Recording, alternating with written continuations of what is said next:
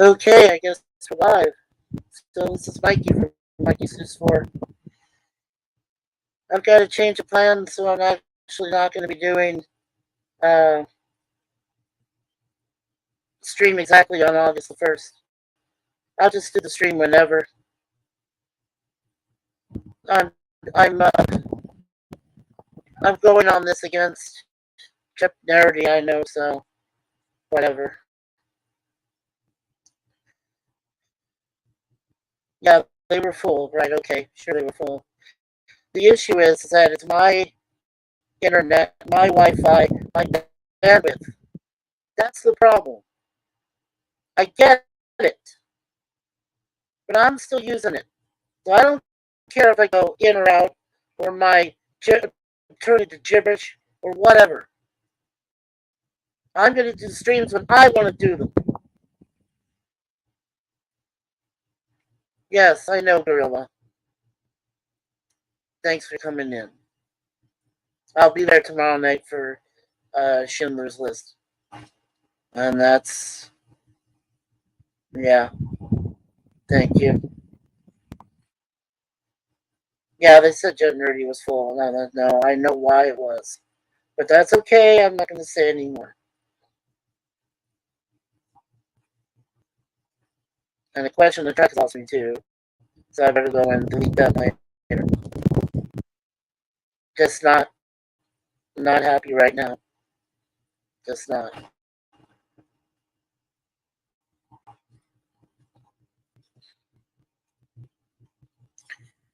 Uh, yeah, Gorilla. I just not happy right now. Resolution is in there now. Yeah, there's a lot of people waiting, but I was an avid goer. I always showed up, and I was always there. Even if I had to wait two whole rounds to play Jump Nerdy, I could always get into the third round. But today it was overly crowded, and Resolution got in, and so did Steve.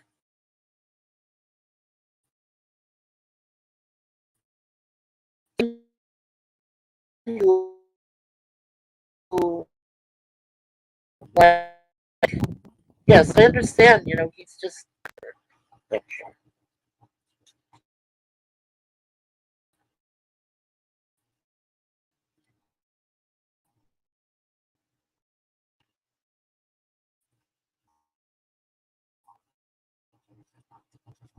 Streamyard, my uh, my Streamyard, my uh, Wi-Fi is already top notch, but for some reason it doesn't work with Streamyard. Oh, other people's Wi-Fi's do work with Streamyard, probably because they're in the United States, and I'm stuck here in Canada with terrible Wi-Fi. Yeah, I know. He had to wait a bit also because the waiting spot was full. He had to come back. Yeah, I know. Oh, I'm not mad at Steve, girls. No, no, Steve is a friend. That's fine. I'm not mad at the situation. So I'm just better off if I don't play those games anymore because it's pointless. All I end up bringing those streams down. That's what but that's my fault. It's just it's my internet. It's whatever. So Gorilla, do you have any time to talk for just a couple minutes, or I'll let you in if you want to talk. Oh, hey Rexverse, welcome to the chat. I just decided I was going to do streams whenever, Rexverse. I might still plan the movie one for the 1st August, but that's up in the air. So I'll just lay it out there and say I may do it then, or I might do it a couple days after. It depends on when we go see the film. I think mostly we're going to do Oppenheimer. There's a lot of great reviews about Oppenheimer, and so yeah, So when Suzanne and I are able to see it at the end of the month, we'll do it. Yeah, it's a weekend. I just want to say I'm sorry you can't join streams on Streamyard. It's just an issue with my internet. It's not my Wi-Fi, okay? My Wi-Fi is top notch. I've tested it and retested it with my wife, and it works for us. For our situation. Yeah, I'm on computer now. Gorilla, did you want to come up or Rexverse? Either one of you. Here, I'll just I'll put the link in.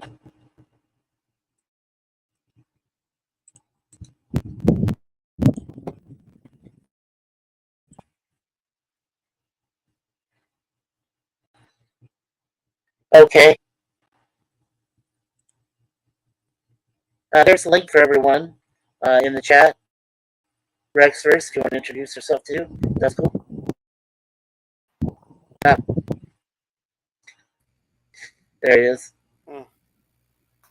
Hey, welcome. Hey there. Welcome, Gorilla. I got a question. Hey. How old's your computer? This computer? Honestly,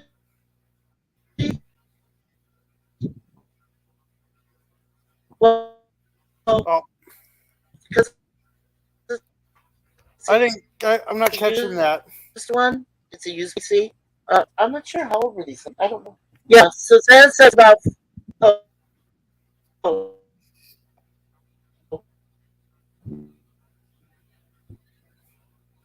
Oh, Suzanne said about 5 years.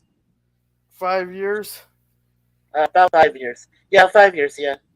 Sorry. You've had them updated, and they've all been updated. Oh yeah, both of them been updated. They have the latest. We have Windows. I know we have Windows 10. And no, but even Windows 10 constantly updates. And we also have the latest Wi-Fi kind of building and the location we're in. So we checked it ourselves a few times. Yeah. Huh.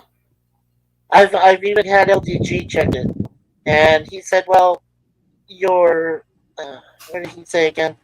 One of the things was really bad." He said, and I said, "Well, I can't help that because it's a used computer, and I don't have money to replace it. Some kind of receiver or something like that. Yeah, just an issue."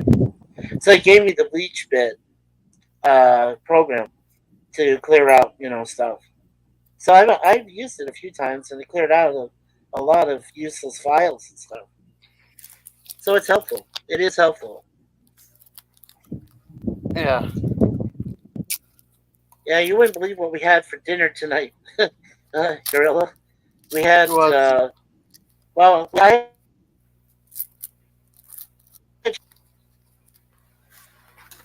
oh.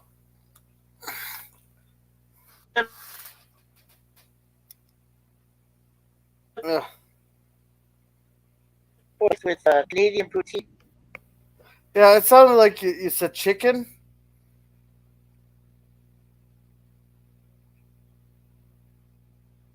There I am. There. Did you say something about chicken and poutine? Oh no! It was.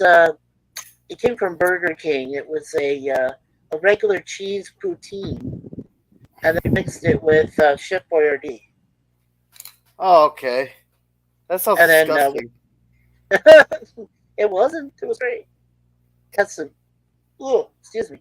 Had some garlic toast on the side. Yeah. Look at my shorts there. You'll see what I'm having for supper. Fish. No. No. Ribs. Oh. Ribs. Wow. Okay. I'll make sure I hit a like for that. Ribs. Cool. What kind of ribs are you doing? They're just regular pork spare ribs there, and I use some pig ass rub for the dry rub. And I just put some barbecue sauce on them. Oh, nice. Oh yeah, nice. Yeah, yeah. It's yeah. Today was a good day. We actually went to a secondhand store. It's called Value Village. We went to find some DVDs, movies we I think we used to have, and then we got rid of when we had to move to Canada. Back we dropped off a lot of video stuff back in California before we moved. So, but we got some movies back today. Got all four of the what is it? The Batman ones. Two of the Keatons, the Val Kilmer, and then the George Clooney one. And then we got the Clone Wars, which was the animated thriller or filler. Sorry, not a thriller, a filler between episode 2 and episode 3. So yeah, some good acquisitions today. Also, Apocalypse Now redo. Oh, I love that version of Apocalypse Now. Oh yeah. Oh yeah. What they did was originally when Francis Ford Coppola produced it back in I think it was 1979 or 80. This is just before. Or no, it was earlier than that. I'm sorry, I take that back because this is before Harrison Ford became Han Solo. So it's 1975. Okay, something like that.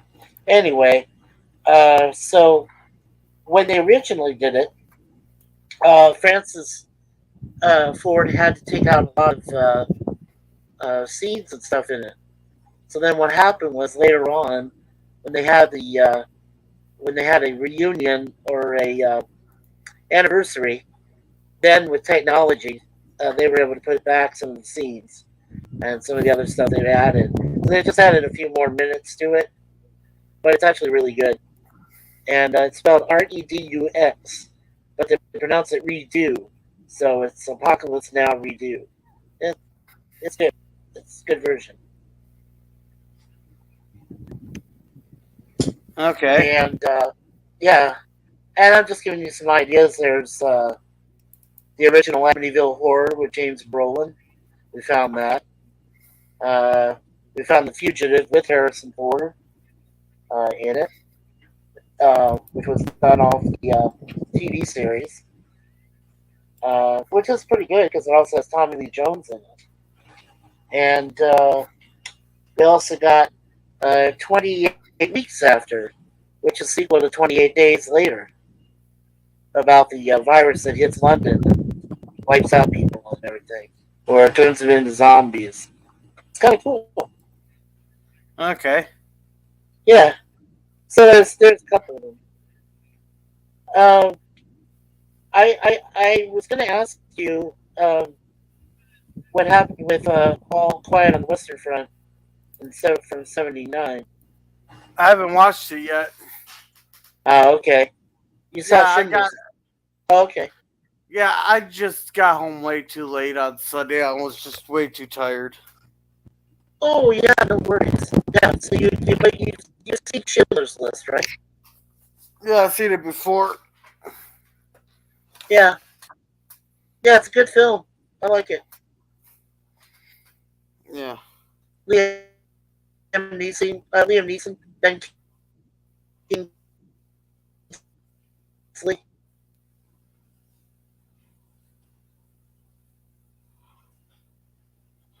Liam Yeah, Neeson's in it? yeah.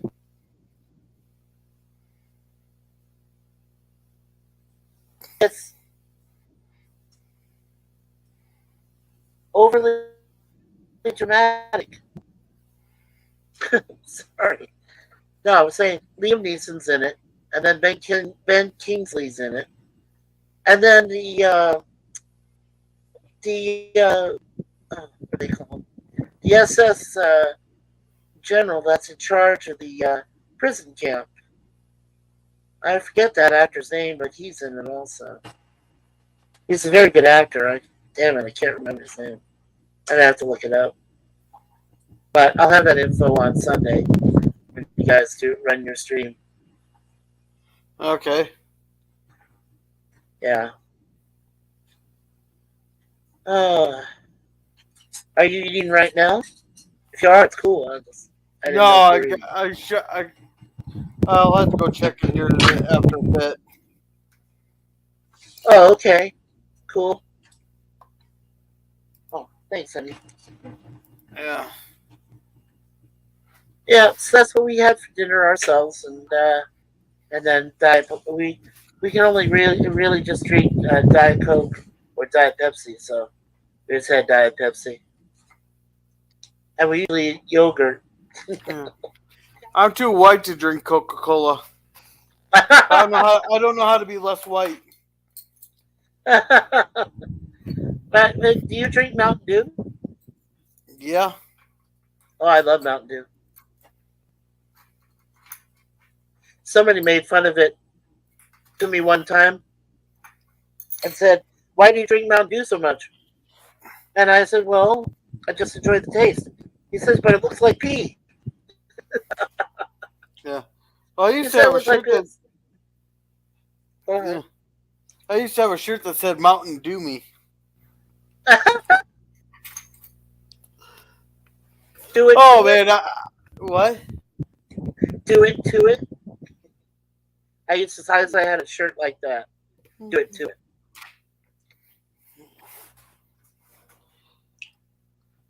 I used to own that myself, but it was just a.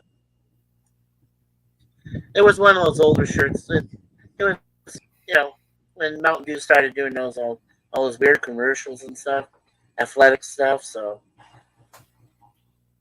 I wore it out. I gave it away. So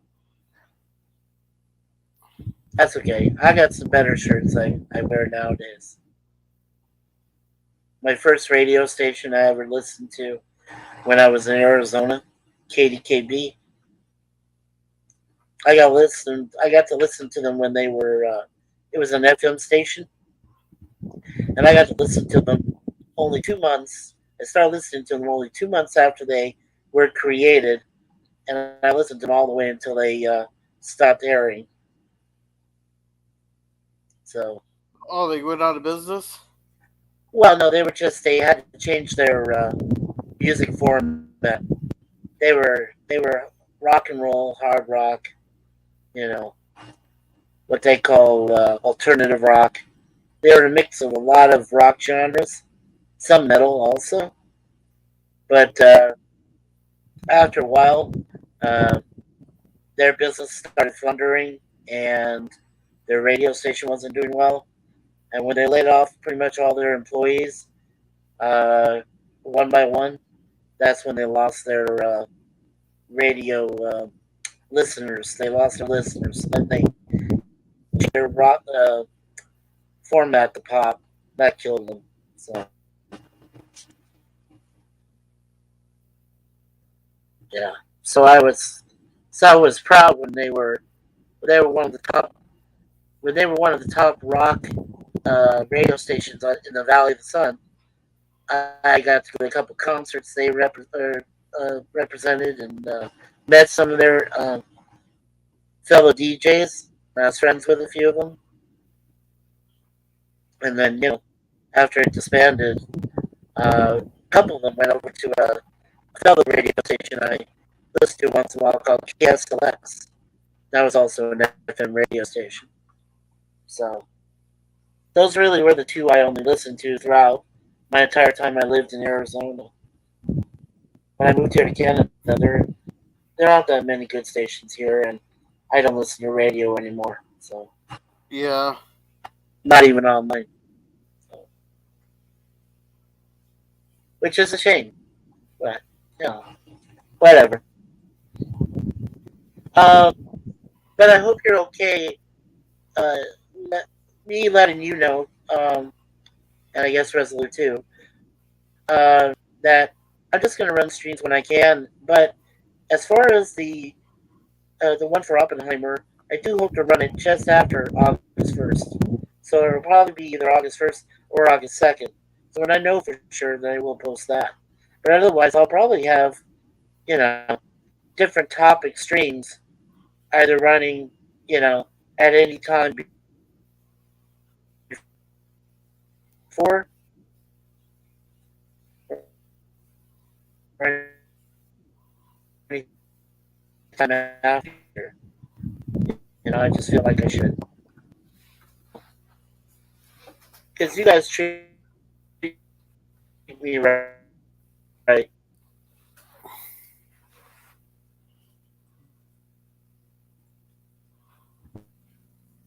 And I appreciate I don't have a great bandwidth or anything to work with Streamyard, but it is what it is, Nothing else I can do about it.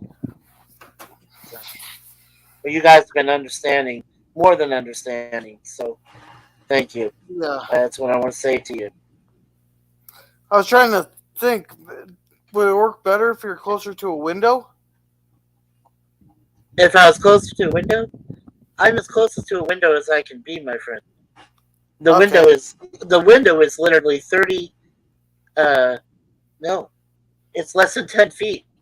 Our window is a big, huge window, because we're in an apartment, and the apartment windows, or one apartment window, sorry, or two apartment window, 3 feet away from the window. I'm 3 feet away from the window. There we go. Suzanne Okay. knows. She's lived here longer than I have. So Okay. yeah, she would know. I'm just trying to come up with suggestions that could help it. Well, Too bad you just don't have like a router to directly plug into. That's the worst thing right there. yeah, that sucks. Is that we don't have a router, and my processor is a piece of crap. Oh hey, hi PvP. Hi guys, just let me switch to my headset here. Can you hear me okay? Yeah. Okay, good. Yeah, I can hear you, dude. Yeah, well, you're breaking up again as you usually do, I'm Ricky, but I'm running. I don't know what it is with your well, microphone, Mikey, but you put there's up- some issue there. Uh, I mean, sometimes well, you sound You great, put and up with me, and sometimes that's enough. So no. Well, you're fun. That's why I hang out with you guys, because you guys are fun, right? But yeah, I don't know Well, I what it hope is. so. Yeah, of course. I don't know if it's your internet or your microphone or some connection and a cable or something, but sometimes you sound fine and other times you're just breaking up really bad, right? Well, we determined 3 things. First of all, I know it's not my Wi-Fi, but I do know, but I do know that StreamYard just doesn't accommodate Wi-Fi to an extent. They won't, unless you do have the router, which we don't have a router connection in our apartment. We can only go by what we have. So yeah, that's a problem. Also, my computer is at least 5 years old, so there could be some problems with the processor, or or something. I think. Yeah. Oh, hey, Joe. That's someone new to the Did chat. Jill pop in the chat? I don't see Jill in the chat. Oh, Job, you said. Oh, they said Jill. Actually, Jill, she messaged me a couple of days ago that she's actually going. I don't know Joe though. Joe's going to the I beach. know Rex first. I've seen. Well, Joe was going to the beach with her sister today Well, because it's her sister's birthday.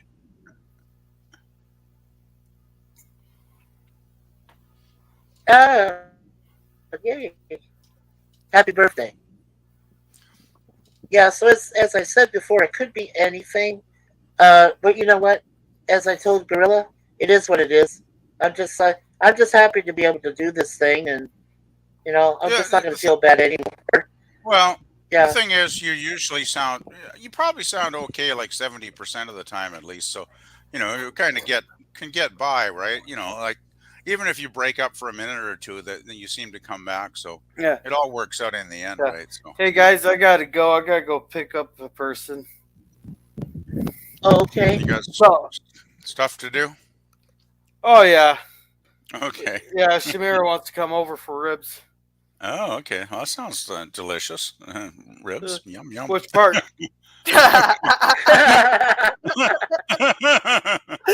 Oops, did I say that out loud? Oops, did I say that out loud? Hey, hey! Before you go, Gorilla, and I just want company. what move are you do? You're doing Schindler's List tomorrow night, right? Right. Okay. And what time's that Yes, start? yes. Oh, hi, Daniel. It's Hi, buddy. How you doing? it starts at it'd be 5 o'clock your time. Sounds good. Sounds Oh, good. you're We'll going, see ya. Gorilla? Oh, Yeah, I probably gotta go pick up Shamira. all right. Well, have a fun Right. evening anyway, Gorilla. Bye. Bye. Yeah, have fun, Gorilla. We'll see you tomorrow night, okay? Okay, bye. Yeah, Schindler's Bye, List. buddy. Geez, I haven't. You guys have seen Schindler's List, I would imagine, right? Hopefully. Oh, think- I've seen it. Have you seen it, Daniel? I don't know. Oh, maybe I have. It's Okay, Steven it has- Spielberg. Yeah. What, do you want me to tell him or I can tell him? No, you go ahead, Mikey, if you want. Oh, okay. I mean, I haven't seen it probably in 10 years, so I've probably forgotten a lot of it anyway. Actually, to be honest. Okay. Well, it's directed by Steven Spielberg. It's a story about Oskar Schindler, who created a work list of Jews that were going to be sent to the gas chambers in Germany during World War II. And so what he did was he saved over 3,000 Jews from the gas chambers and had them join workforces, just to do manual labor and stuff there in Germany. And the one who kept the list for Oskar Schindler was a Jew, played by Ben Kingsley. And then Liam Neeson is Oskar Schindler. Yeah, it's got a pretty good cast, doesn't it, Mikey? Actually, It has an awesome cast. And I was trying to think of do you remember the name of the SS, he was a colonel, I think, who was head of one of the major,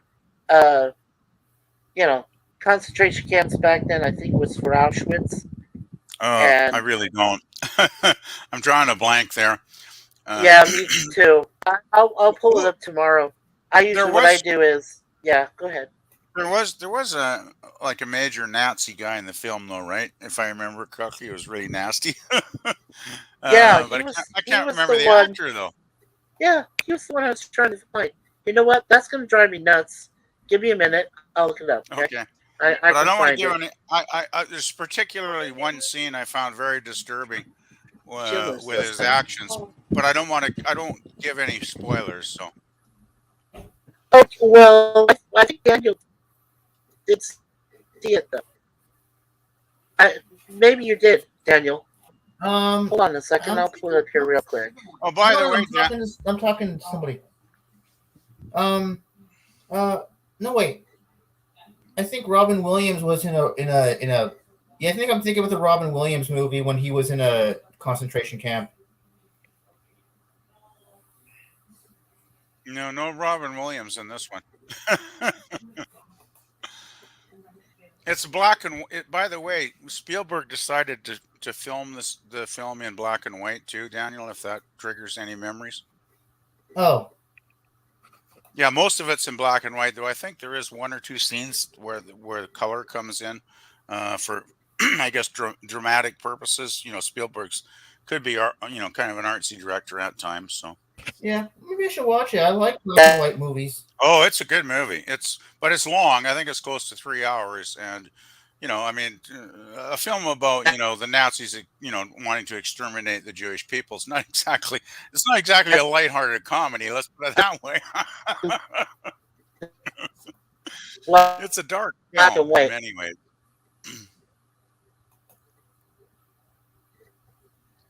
It's a very dark subject matter, but it is a very, very good film.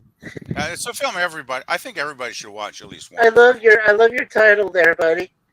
Dan Ryder's Strike. Deadpool 3, stop filming. Yeah, I'm still keeping my fingers crossed that Deadpool 3 might actually be a decent film because I love the first two so much. They're great films, and I love Ryan Reynolds. I think Ryan Reynolds is pretty hilarious, and in those films. So Yeah. Yeah. And the Nazi guy we were talking about, PvP, was played by Ray Fine.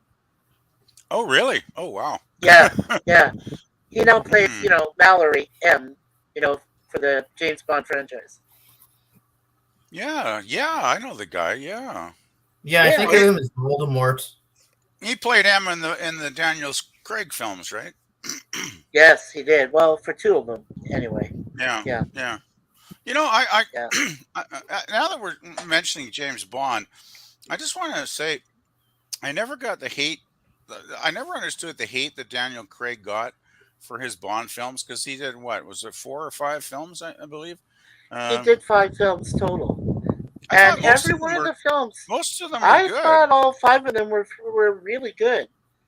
I Well, mean, yeah, I was people love part. Casino Royale, right? The first one, people Oh, just adore that yeah, film. the first And one I was thought awesome. Yeah. I thought it was really, really good. Yeah, I really enjoyed it.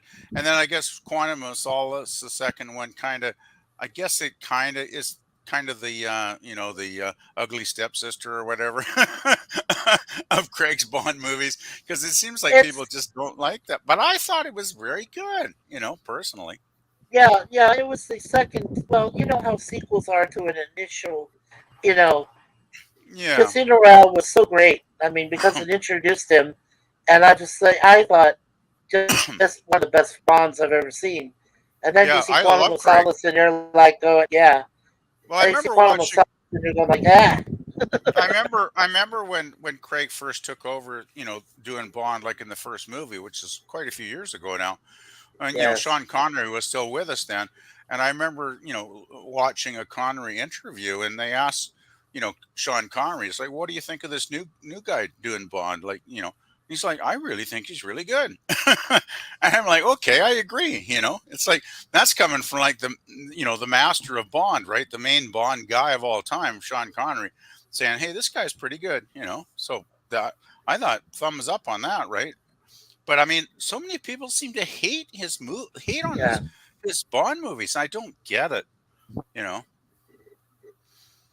Hey, But then what was what was it? It was after Quantum of Solace. Was that the Skyfall one? Skyfall, and then you had Spectre, Yeah, and then I you had thought. No Time to Die, and then you had No Yeah, Time to Die. I thought Skyfall was a masterpiece. I really did. I mean, Oh I yeah, could watch yeah, I could watch that film over and over again, and it's always good. The editing is great. The script is tight. Great script, great. Casting. The action scenes are fantastic.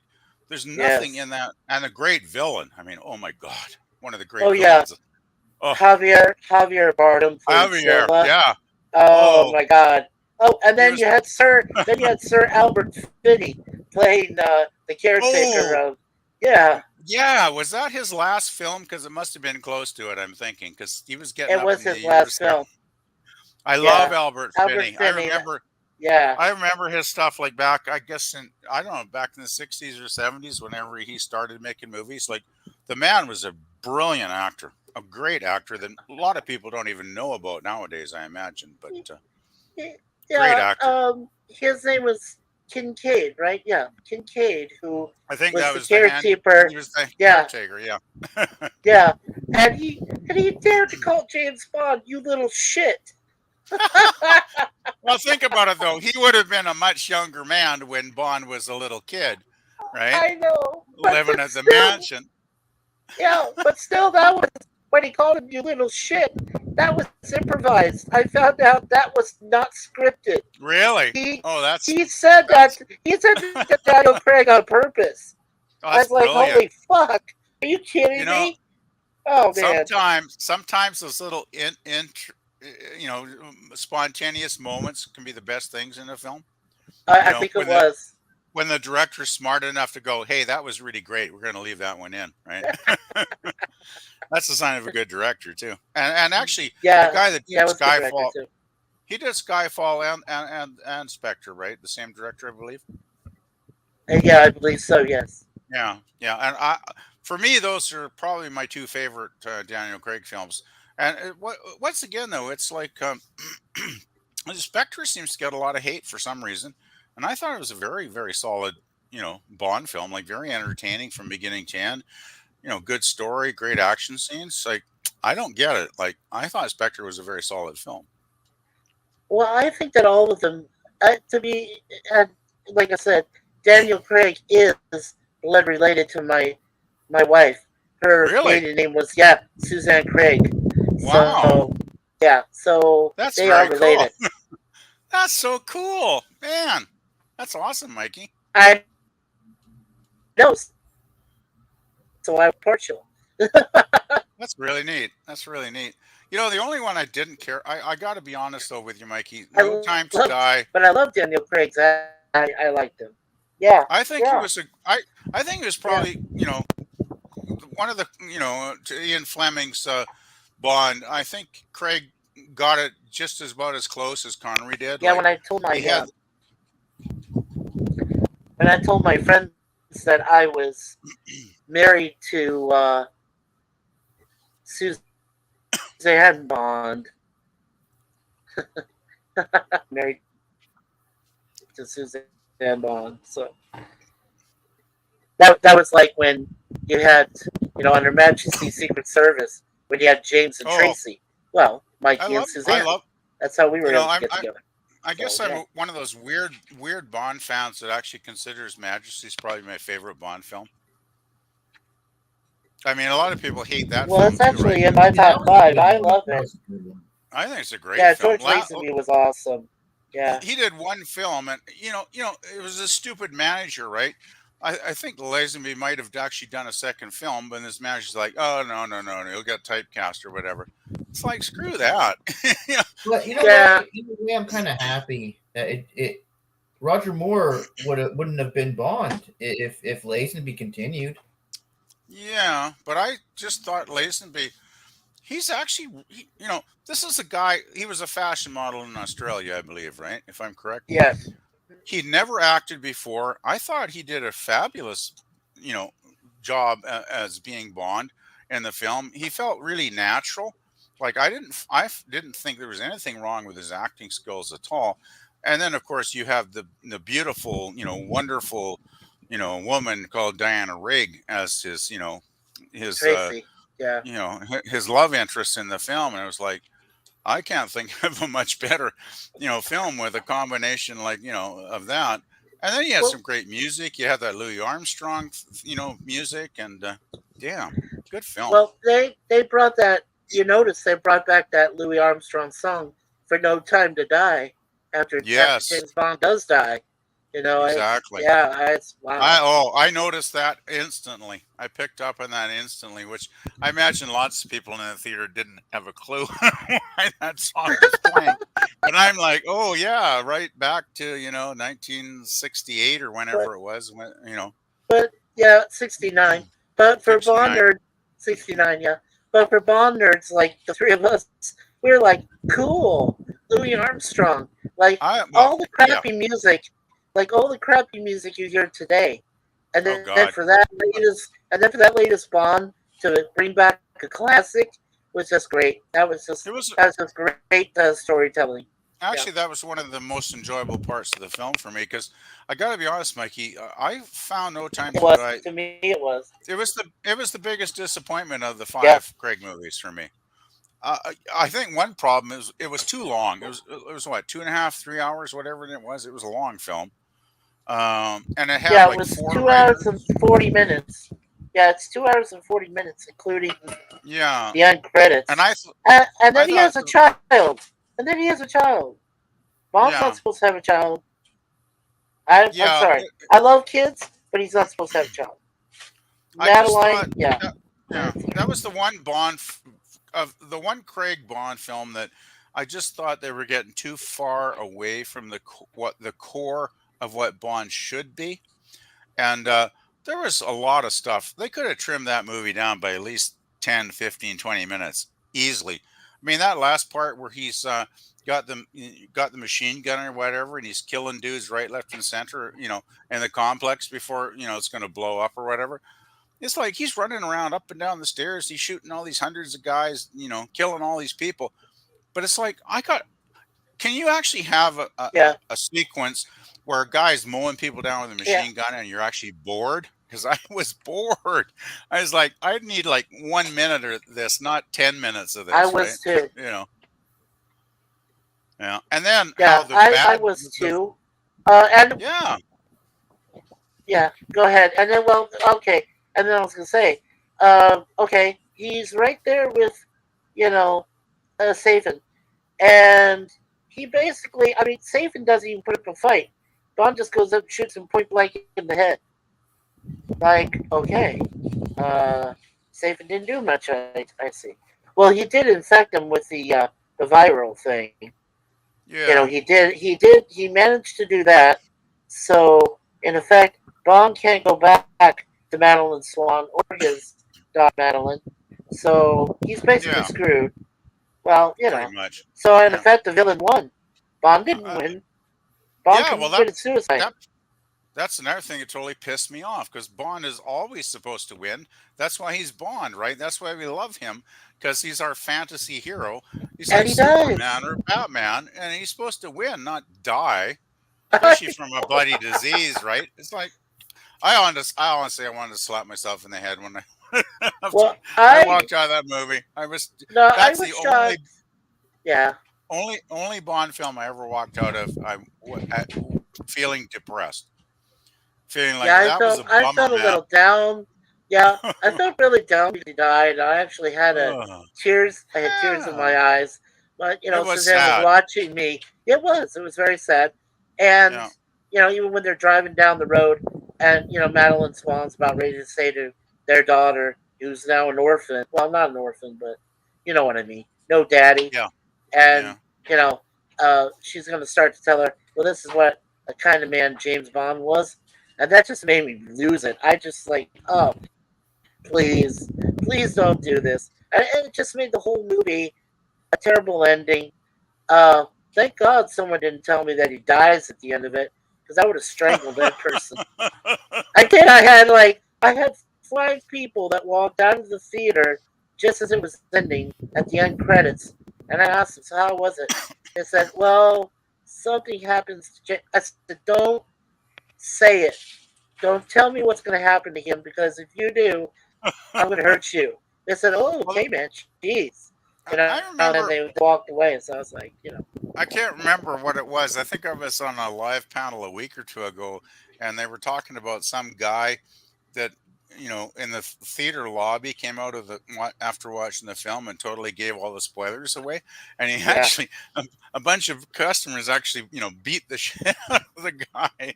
Like, they were so angry, they just punched him out, right? And not that I condone violence, of course, but I kind of thought, well, you know, you got to be a pretty stupid person to walk out of, you know, right in the movie, you know, right out of the movie in the lobby and start telling people that are just going into the movie what the movie was about. It's like, really? Well, yeah, I reminded you about that 19-year-old from San Bernardino, California, who after he watched. That was on your stream then. Okay, I couldn't remember because I'm on too many damn streams, to be honest. He watched your mic's breaking up. Star Wars 7, The Force Awakens, comes out. Your mic's breaking up, Mikey.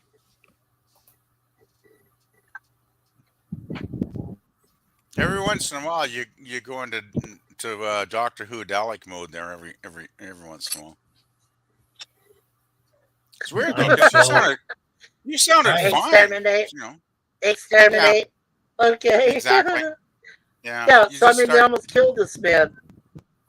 Yeah. Well, that's sad. I mean, I don't agree with that, obviously, but still, it's ignorant though to spoil a movie for people that just bought a ticket and are just going to go and watch it. Right? That's a pretty sad thing to do. Yeah. Well, you guys, I bet you guys both remember Avengers Endgame, right? Oh, yeah. I love that movie. I did not. I loved it too. I can't remember if I saw that one. I might have seen it, but I honestly can't remember. Well, there's been so many. Okay. Well, what they did was, I've noticed something, and they did this on purpose. What they did is, at the end of Avengers Endgame, when it first premiered, they took all the people that were in, you know, because it was a full theater, and they showed them the exits to the back of the theater and said, go out this way, do not go out the front way, because there's a line. That was BS. They didn't want those people to tell people what happened in the movie. They purposefully had them leave down in the back part there, you know, which is near the front of the screen, and they had those back exits would go out into a parking lot and stuff, and they Yeah. intentionally did that to make sure nobody would tell anyone else about the film and what happened. That's good. Not a bad plan, actually, I guess. I wish they had done the same thing for Star Wars 7. Oh, well. Oh, do you know that they're working? They're just starting. Well, no, they're talking about it like episode 10, the New Jedi Order with Rey. They're gonna do that. Okay. Yeah. I'm excited. Yeah, New Jedi Order. I only briefly heard that, Daniel, but yeah, that'd be cool if they started. Sure. Because Rey is now Rey Skywalker. And she's she would start the whole new lineage. Yeah, I don't care what people say. Well, they say the new Star Wars movies are SJW and woke, and Rey is woke, and I don't get it. I never understood that. I like it for the fact that it's sci-fi as advanced as we can get as far as effects go. That's why I like 7, 8, and 9, because that's as far as we can go effects wise. The CGI for me worked in each of those films to an extent, and it's as far as we can go. But we can go further. And when I saw Indy 5, I said, "Oh, the de-aging process." They were always that was working really on. good. That was really Yeah. good. Yeah, it was okay. It had a few flaws, Daniel, but not many. Well, I actually watched it online in Indy 5. Watched it online, on one of those channels that Gorilla's always talking about. I won't mention any names, but the channels I mean, probably. Sure. And I watched it. It's like, hey, this film's really entertaining. I'm really enjoying this, right? It's too damn long. I wish they trimmed it down to like 2 hours or something, because I think they could have if they'd got some creative editing. I mean, well, for instance, that whole subplot with the CIA stuff and that, I just would have cut that out of the film completely, I think. Would you have cut that out, Daniel, about CIA and the black woman and everything?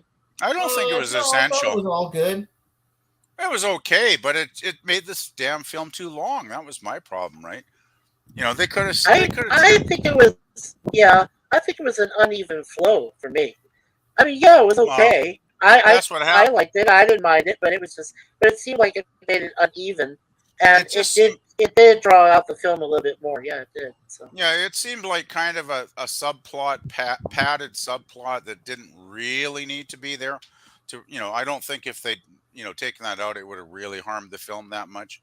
But the thing is, I noticed on Indy 5 too. It's just like the Daniel Craig film we were just talking about. There's like 4 writers on the bloody screen credits at the end of the film, right? Anytime you get too many cooks spoil the soup. Is that the old expression?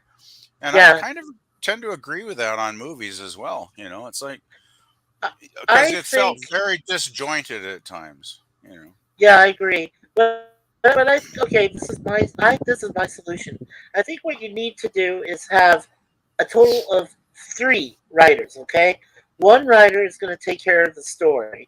The second one is going to take care of the plot line and everything that's going to go on with that. And then the third one's going to be able to coordinate that story with all the CGI or the special effects or the practicals, all of that. And that's it. 3 writers. That's all you need. 3. That's it. 3. Well, I still prefer when movies were written by, basically one writer, right? Yeah, but he had a lot to do, though. He had a lot to do. It used to be that way, right? You'd have one writer that, would have a story. They'd write the screenplay. Well, prime example, the film Chinatown with Jack Nicholson, right? That's a brilliant film. And I believe there was just, I can't remember the name of the writer now, but there was just one guy that wrote that. They had 2, right? Did they? Okay. I haven't seen it in many years, but it's a brilliant film. And, but, I kind of think when you get too many people putting input into a storyline, it can start to get muddled up and disjointed. That's just my opinion, but, Yeah, that's true. Okay. I think it was the 50s. I think it started mostly with the 1950s and 60s and early 60s. You had one major, right? You had one major writer. Actually, Chinatown did have one writer, Mikey. It was Robert Town, Oh, Academy okay. Award-winning writer, I believe. He wrote some really good stuff. So yeah, Oh, okay, yeah. Chinatown with Jack Nicholson. Okay, yeah. I remember that. That's a powerful film, Oh, man. it's a great film. Everybody, that's another one everybody should watch at least once, right? And it's like probably one of Oh, Nicholson's yeah. best performances too. Like really good. Yeah. Yeah, it is. But I wouldn't watch The Two Jakes, the sequel. And did it suck? I never saw that one, but It sucked. It was yeah. terrible. Yeah. Sequels just generally seem to go in the dumpster fire, don't they? Kind of thing. It's like yeah. But as Daniel and I know, and I'm pretty sure you know, there are certain sequels which, still Well, stand the test of time and great. Empire Strikes Back is my favorite sequel of all time, probably because I think it is a little bit better than the first film, even though I think both of them are great. But And Empire is amazing. yeah, and I like Star Trek II: Wrath of Khan. That's my favorite Star Trek movie. That's the Wrath best of Star Khan. Trek movie. Yep, Yeah, Wrath of Khan it is. rules. Yep, totally. Yeah, it does. And I was like, Does- there's very few. I mean, there is. There's very few that are, yeah, that awesome. there's very few that surpass the first film, right? Exactly. Yeah. Well, and And it's like, as I told you guys in the James Bond franchise, it took 3 films, but when it got to Goldfinger set the standard.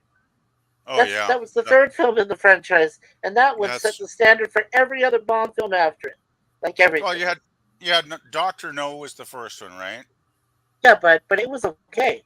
But then I thought it was you an know. okay film, not a great film. Russia with Love Yeah. was the second, I believe. That was good. I thought it was that pretty was good. okay. Sure. But Goldfinger was the film that kind of blew the doors off of the franchise, right? Oh It's just yeah. like, yeah, Oh. this is good. Oh yeah.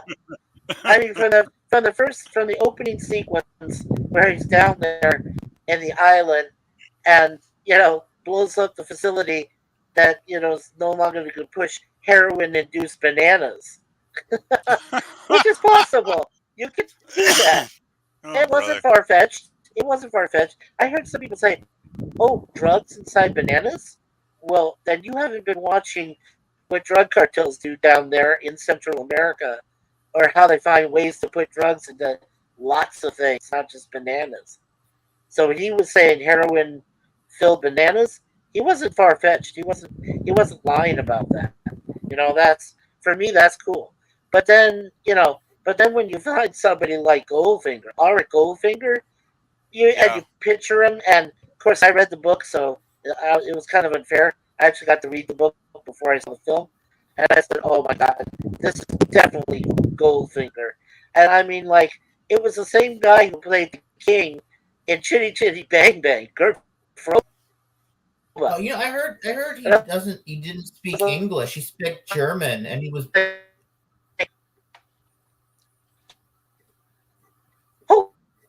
Holy crap! It's the king from.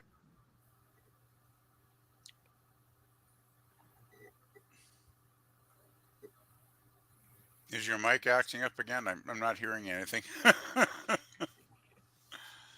Hey, I just wanted to mention, since we're talking about Goldfinger here. and Daniel, Yeah. Daniel, do you remember Yeah. they had to because Gert Frobe couldn't barely speak a word of English, they had to have No, somebody they dub their voice dubbed into him. Yeah, I know. I thought that was actually. At first, I thought when I first saw it, I thought that was actually his real voice. Right. So But then they had to dub it in. they actually had another actor dub his voice. Jeez, I never knew that till right now. Yeah, they had to because he could barely speak a word of English. Wow, I And never noticed. I never And noticed. Cubby Broccoli said himself, he said, "Look, Gert," he says, and he had to have it translated to him. He said, "Look, Gert, I think you're perfect Wow. for this role. You've got to have somebody talk in place of you because you can't understand what I'm trying to say." And and Gert said, "Yeah, no problem," in his own language because he could only speak German. He was very fluent in German and Swedish, but he couldn't. Wow. He could barely get any word edgewise out in English. It was broken, so they had to find someone to dub his voice, which I didn't have a problem with. I understood that. They had to do the same thing in Chitty Chitty Bang Bang too. I never, So- I never, You know. I never would have known because to me they must have had a really Yeah. good person doing the dubbing because I never noticed that. They did. Because They you did see, great voice dubbing back then. Yeah. well, you see some really bad like Japanese movies or some of those Godzilla movies or something where the where the mouth Yeah. doesn't even match the words that are coming out of it, and you know what I mean. Oh yeah. Oh yeah. We've Godzilla. all seen Oh those, right? man. So yeah, Mothra. Yeah. All that I stuff. never realized that. Yeah, Like, that's what I you mentioned. want to you want to know really bad mouth dubbing? Look at Mighty Morphin Power Rangers. Look at Rita Repulsa. Like, I remember when I was a kid, I used to watch Power Rangers. I saw Rita Repulsa on the moon talking English. I thought that was her real voice. But then when you look at her mouth, it doesn't match the words. No, it's not Yeah. Rita. It's somebody else, Daniel. Yeah. And I was like, Yeah, oh well. What about the Power Rangers themselves? Thank goodness they had those little what do you call them, like little filters over their mask. Otherwise, you couldn't even see who was actually talking because they had those masks on. But they're not wearing the mask. Even Jason David Frank, before he passed away, said in the interview, he said, "Look, if we take those masks away and you look at our mouths, it'd be the same thing. Our mouths would not match what was being said. That all came from the writers. That wasn't us. We just had to open our mouths, and then they would have somebody come out and say something. So, yeah, I was just like, that was sad about Rita. Oh, hey, Dad Man walking 55.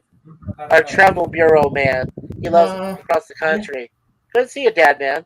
Hey, what's up? We're just talking about anything. Just about anything, Dad Man. We're all good. Yeah, I just Movies and wanted stuff. since we touched on the Goldfinger film, I just wanted to mention Honor Blackman, who was Pussy Galore, Goldfinger. Yeah, you have fun. If See, you- now you have fun when you say pussy galore. See, and back well, then, my dad made me feel bad because I said it. And I was like, but it's a cool name, Dad.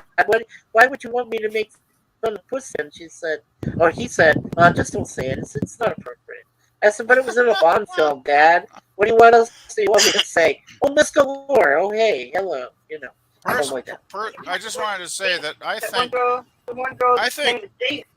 I think culture was much more adult back then in 1964. Where Oh, you yeah. you could do a character, call her Pussy Galore, and get away with it, and nobody got upset, nobody got offended. Everybody had a good chuckle, a good laugh. It's kind of like a dirty joke, but it wasn't that dirty, right? And I just want to mention, I want to tell you guys, there's you know how much I love the 1960s British show, The Avengers, with Diana Rigg and oh God, what's his name? I'm drawing a blank. The guy that plays John Steed. Anyway, they have one Christmas episode for the Avengers, right? And there's a scene in it where Steed and Emma are opening Steed's Christmas cards because he got a whole bunch of Christmas cards delivered. And there's one card he opens up, and it's from Honor Blackman's character in the Avengers, because she did several seasons before Diana Rigg came in, right? Her character was Yeah, that's right. She did a few. yeah, her character was Honor Blackman was Kathy Gale. Kathy Gale, right? And Steve opens up one of the cards and he goes, "Oh, Kathy," and he reads it and he goes, "Whatever can she be doing in Fort Knox?" And that's brilliant, right? This is like 1965, a year after Goldfinger, when they did the Emma episode, and it's like, oh my God! I instantly clued into the reference, and I've been laughing my ass off every Christmas since then because I watched. Oh, sure. And the thing, and the Suzanne just reminded me, the thing that he did with the girl at the Miami Beach at the poolside, Dink. Why do you call a girl named Dink? What the heck was that? It's awful, right? You don't call a woman Dink, D-I-N-K. You don't call her that. I wonder where that came from. That's weird. Dink, yeah. Never You notice that? That was kind of strange, like you call slapped a girl a Dink. Yeah, go ahead, Daniel. That was weird. Her name was Dink. Like, okay, Dink, yeah. That's interesting. And then he slaps her butt. And then he slapped her butt. Yeah. Well, then he slapped her butt, and I was like, okay. And then Oddjob got to her and turned her into a gold chick. Yeah, Jill apparently Masterson. wasn't Yeah, that Shirley Eaton. Yeah, wasn't that Weird. gold? Like, didn't she try to defend herself? Like, why would she allow someone to do that to her? I mean, wouldn't she fight back or something? Unless they knocked her out. well, no. What happened is that we saw what Oddjob did to her sister Tilly later. Remember, when he threw his hat, he knocked her out and effectively inter-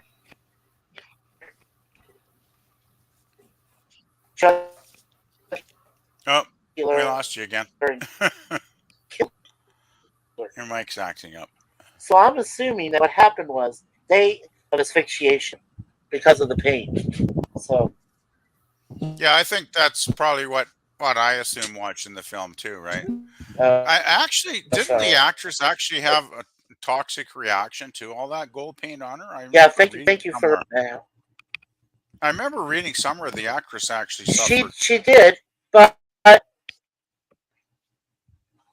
well, she actually suffered rashes, severe rashes to her body. Shirley Yeah. Eaton, that was the actress, and because the gold she paint was received pretty nasty. the gold paint was toxic.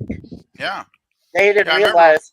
Right, they didn't realize how toxic it was. Yeah, when they first I remember started reading to about put it that. all over Yeah. it. Yeah, Yeah, I read about that years ago, and I thought, holy crap. But yeah. I guess back in those days, actors didn't mind, making a little sacrifice to make a movie great, right? All for the craft. Yeah. That's what they said. All for the Well, craft. that's the difference. Back then, actors worked at their craft. Like, they took it seriously. They They tried to gave be a shit. they gave a shit. Yeah, They tried to be the did. best. They They did. tried to best to their abilities, right? And nowadays, when I look at Hollywood, I see a lot of pampered, spoiled, people with too much money who don't give a shit. Right? They'll go, oh well, I'm only getting paid $3 million for this film. That sucks. Oh well, I'll sleepwalk through the role and read the script and maybe I'll remember my lines or maybe I won't. It's like, what the hell is going on? Okay, that's my rant for the night, I Exactly. guess. No, that's fine. That's exactly my feelings too. PvP Yeah, is the yeah, fact that they just don't care. that's the whole yeah, point. I mean, you gotta have actors that care about their films. Otherwise, it means nothing. It means yeah. nothing when they don't care. And Well, you can look at tell. You can tell look their at how, attitude on the screen. Yeah. yeah, it translates. It's like, you know, you see a film, and if the actors, on the screen look bored, it's like, well, why shouldn't the audience be bored watching it, right? It's like it's I pointless. I have a perfect example of how actors can get when they don't care about their roles. I Hmm. have the four Batmans, the first two that had Michael Keaton in it, then the third one which has Val Kilmer, and then the fourth which has George Clooney. And you can absolutely tell after the first two Keaton films that Val Kilmer's just there for a paycheck. Tommy Lee Jones is busting his ass to look like he's doing well as Two-Face, and Jim Carrey's just acting like a total idiot. He's just acting foolish. I mean, To be honest, so for to money, be honest, I yeah. never liked Jim Carrey as an actor. I always basically thought any film I saw him in, he was an idiot. To be honest, like I don't know, I just don't like his style of acting. I just don't. Like I saw, I what was the one? What was the one where he had the mask? The mask, right? Was the film? the mask, yeah. I They I didn't bring had him such back.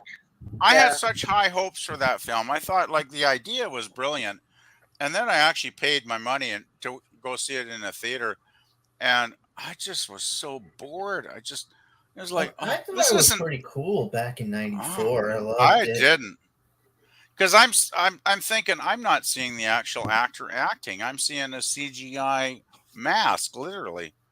And I just couldn't get into the film, to be honest. well, and of course, the other film I was disappointed in was he played the Grinch, and Oh I, God. based off the that was based off the animated, which was a great Yeah. great movie, The Grinch. Animated Yeah, the one was with awesome. Boris Karloff doing the voice. Boris You're a Karloff. mean one. You're a mean Yes. one. That's another must-watch Christmas episode. That one, yeah, that's a classic. But yeah, I don't think many people thought too much of the live-action Grinch, did they, Mikey? From what I remember, it was like, Yeah, the live pretty action bad. with Jim Talking Carrey, about a but it's just sequel supposed to now. become the Grinch. Can't act like the Grinch. Yeah. Now one of the best. Oh, your mic's gone again. It just seems to. Your mic I'm just sorry, I seems. know. It happens. No, it's good. I think you're back now. It just seems to drop out every couple minutes for 5 seconds or something. Right. I don't know. Anyway, so the person I thought that still, and again, it was a sequel. One of the rare sequels that succeeded was The Dark Knight with Heath Ledger as the Joker. Oh, That I like was that. Yeah, awesome. I like That that film a sequel lot. was better than Batman Begins. And I was like, that's one of the rare times. And I own them too. I own those 3 films. And I was just like, that for me, will always set the bar for the Batman films because Heath Ledger he died. Though I'd like to say he was murdered, but Yeah. we'll just leave where it was. But Seems anyway, like he overdosed or something. Yeah. something like that. Yeah, I have another theory, but you don't want to hear it. I really, yeah, yeah. go ahead. Really liked the first 2 Batman films with Christian Bale. I thought Bale was great. By the way, a lot of people seem to hate on him like they do Daniel Craig as Bond, but I thought Batman Begins. I actually thought Batman Begins was a pretty awesome film, to be honest. Like it wasn't as big maybe because it was the beginning, right? It was the beginning, and it was okay. No, I agree with you. The first 2 films were okay, but I really did enjoy Dark Knight because for me, Heath Ledger was and is Joker at that. The first film I thought was really solid, and then the second one with Heath Ledger as Joker, that for me was the best of the 3 by far. I'll make this pencil disappear. Ta-da! That was a brilliant film. Yeah, right into the guy's head. Yeah. My God! It was right through his eye. His Joker was the darkest interpretation of the Joker ever. It was. But it was. I mean, great. I don't think it was ever never that dark in the comics, though, right? Like, even though he was evil, I mean, there was something very sadistic about Heath Ledger's version of the Joker, right? He enjoyed seeing people in pain. He enjoyed murdering. It's like he was really into it, which made him actually a great villain, obviously. Yeah. Now, since we're talking about Joker, I just want to refer to Joaquin Phoenix, who played Joker later on. He played it okay. I mean, but he played it like it was somber. Like it was just, I don't know, it just didn't seem like it would be the Joker of psychotic, until later. But of course, it was his beginnings as well. So, so I think Joaquin did an okay job. Heath was definitely the best. I missed the first part when you were talking about Joker there. It was breaking up, so. You're talking about like the history of actors who played the Joker, because I couldn't hear the first part. It was your mic was breaking up. It's still breaking up. We all remember the '60s Adam West Batman, right? Yeah. And I always thought Cesar Romero was really great playing the Joker in that. Like, I enjoyed his Joker. Oh shit. Oh well, we lost the connection, but I'm gonna take a quick break myself and be back in a minute.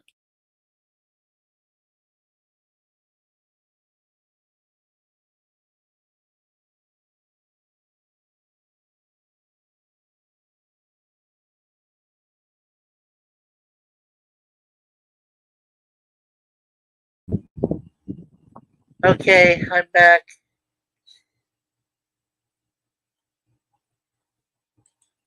You guys still there?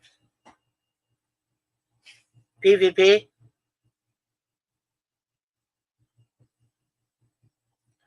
Daniel, you still there? No, I'm here. Yeah. Oh, okay. Oh, Mikey, did you hear? Did you hear What? that? Wesley Snipes. You know Wesley Snipes' Blade, right? Yes. You like those movies? I own 2 out of 3. I'm trying to find Blade 2. But I own Blade and Blade Trinity. I own those. You know, Wesley Snipes has tried to come back as Blade for years. He wanted to be in the MCU as Blade, but for some reason they wouldn't let him. And then he tried to make a show about Blade's daughter in the MCU, and he cleverly wrote himself in there as Blade's as the father, so he can make a cameo appearance or a guest starring role. But that didn't work out. And but now people are saying he could be in Deadpool 3, Wesley Snipes' Blade. Is that still the rumor that he might appear in the film? Yeah. Well, since they have the writer's strike, and now that the Screen Actors Guild of America has also, Oh, hey, PvP, welcome back. Yeah, I just thought, well, since you dropped out there for a minute, I guess you had to reconnect or something, it seemed like. No, I had to reset, yeah. But Daniel was just telling us that Blade, played by Wesley Snipes, might decide to drop in on Deadpool 3, and I thought that'd be cool. I would like that. That'd be interesting. Yeah. Remember at the end of Deadpool 2, I mean, I thought Cable probably was one of my favorite action hero guys in many years. Like, Brolin. Yeah, Josh Brolin, who also played Thanos. There's too many. Thanos. I get mixed up with all the Brolins, but he was fantastic in that film. Like, the guy must be in his 50s, right? And good Lord, he must have been working out major. I mean, his physique. Let's put it this way. I remember Rotha Khan when you look at Khan's chest in that movie, and it's like, holy shit, this guy's looked after himself, right? And it was the same seeing, Brolin's Cable character was like, holy crud, this guy's massively in shape, like, and he's so cool, part robotic, and I thought, but they did mention at the end of the second film, like, he was going to stick around, right, to try and make sure that we didn't fuck the world up or whatever. Remember that line? So I'm really hoping that he comes back as in a significant part of the plot in the third film. I'm really hoping. I hope so too. Hey, Gap, After Dark, how are you, buddy? Good to see you. We're doing random streams from now on, Gap. So we're hoping to do. We're talking about different things here tonight, so it's an open panel. But we're going to do a stream just after August 1st. It'll probably either be on the 1st or just a day or two after that, because I want to do Oppenheimer. I've been wanting to do Oppenheimer since I've seen the trailer, and I've heard so many good things about it. Even my Suzanne even said right now it got a 9.5 out of 10. So I was like, okay, wow. I have to definitely see it. Well, it's Oscar worthy. They said it's going to be one of the first Oscar worthy films of this year. Wow. Then they've also got Napoleon, which is played by Joaquin Phoenix. That's coming out November 22nd.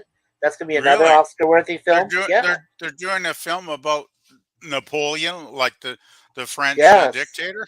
Yes. Wow. Napoleon Bonaparte.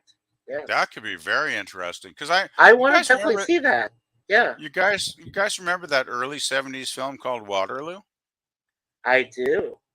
That was actually a pretty entertaining film. I remember seeing it, and it was like, this wasn't bad. It kind of got slagged by the critics, but I thought it was a pretty good film, personally. I thought it was unjustly. Waterloo was a great film. It was great action. And I thought it was unjust. The battle itself was awesome. The battles were amazing. Like, I was blown away. Bad joke. I was literally blown away by the battle scenes. Yeah, even But even gets said awesome. Yeah, it's awesome. but Sure. you know what I mean, Pretty right? good. Because the battles, Yeah. how many thousands of extras do they have for those scenes? Like, oh my They goodness. had, I try to remember if I read it correctly or not. They had anywhere from 2,000 to 3,000 extras And a to lot of fight them that scene. were a lot of them actually, did they film it in France? Were a lot of them French military? I can't remember actually now, That but some were French military, but I think it was on a soundstage. I don't believe they fought it actually in France, but oh, in the okay. country. Yeah, it was on a big soundstage. So I think it was it could have been one of the sound stages for Pinewood Studios. Really?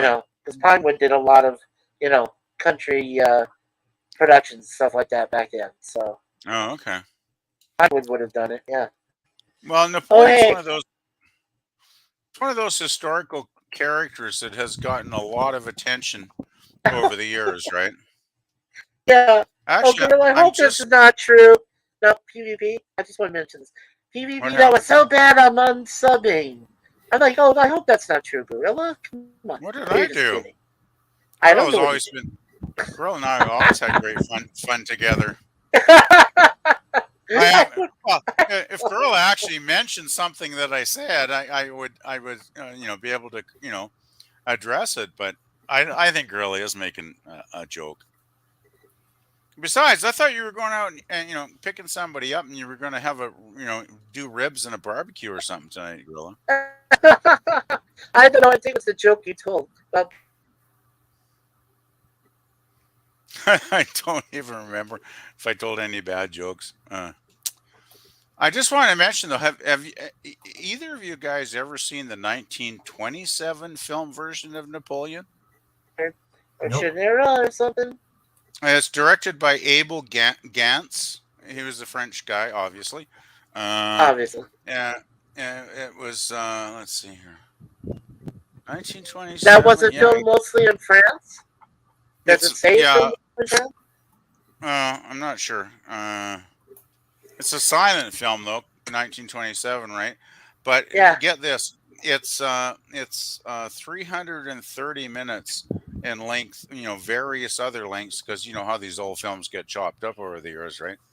But I remember I was lucky enough to see it on back in the 80s on one of the had a pay cable movie channel back then, Yeah. and it was incredible. It's an incredibly brilliant film, and technologically Gantz was ahead of his time because there were sequences where he'd do like double and triple screens, right? He'd do like Yeah. 3 different screens simultaneously with the action unfolding in the movie, which I imagine in 1927 was pretty damn unusual. And so the battle scenes were pretty incredible, and it was a really good film about Napoleon, I thought. So if you've Yeah. never seen 1927 Napoleon by Abel Gance, check it out. It's a good film, really good film. Yeah. It's really good. Yeah. I was gonna say though that that was probably the intention that Mel Gibson had when excuse me, I mean he was doing those battle scenes, for the Patriot, uh, Oh you yeah, know, oh at yeah. Cowpens and then over at Yorktown. I think that's what he was trying to do was like widescreen gapping of the soldiers and things like that.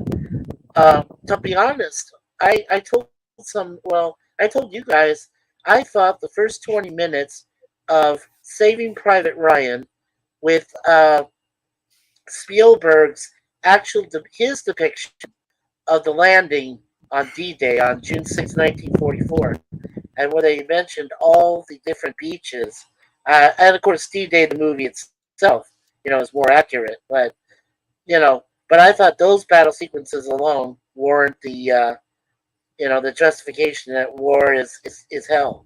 That everybody gets killed That's and everything. So, that's another film I haven't seen yet that I really need to see. Saving I Private got, Ryan. yeah, I've never seen it. There's a Yeah, list yeah. of them. I loved Well, it you know though what? when That's Gorilla did yeah. Patriot, I think 2 or 3 weeks ago on his Party Oh, of Watch Sunday course. thing, and Yeah. I really enjoyed it. I'd never seen it, and I watched it on there, and it was like, hey, this really was a good film.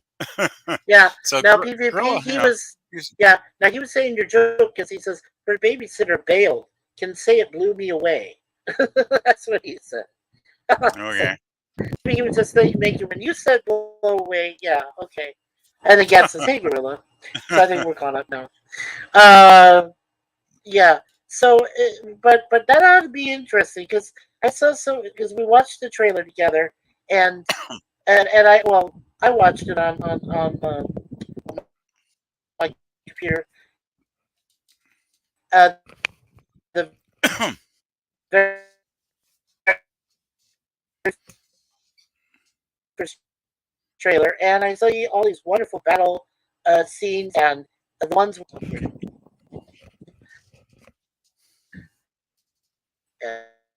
You're breaking up again.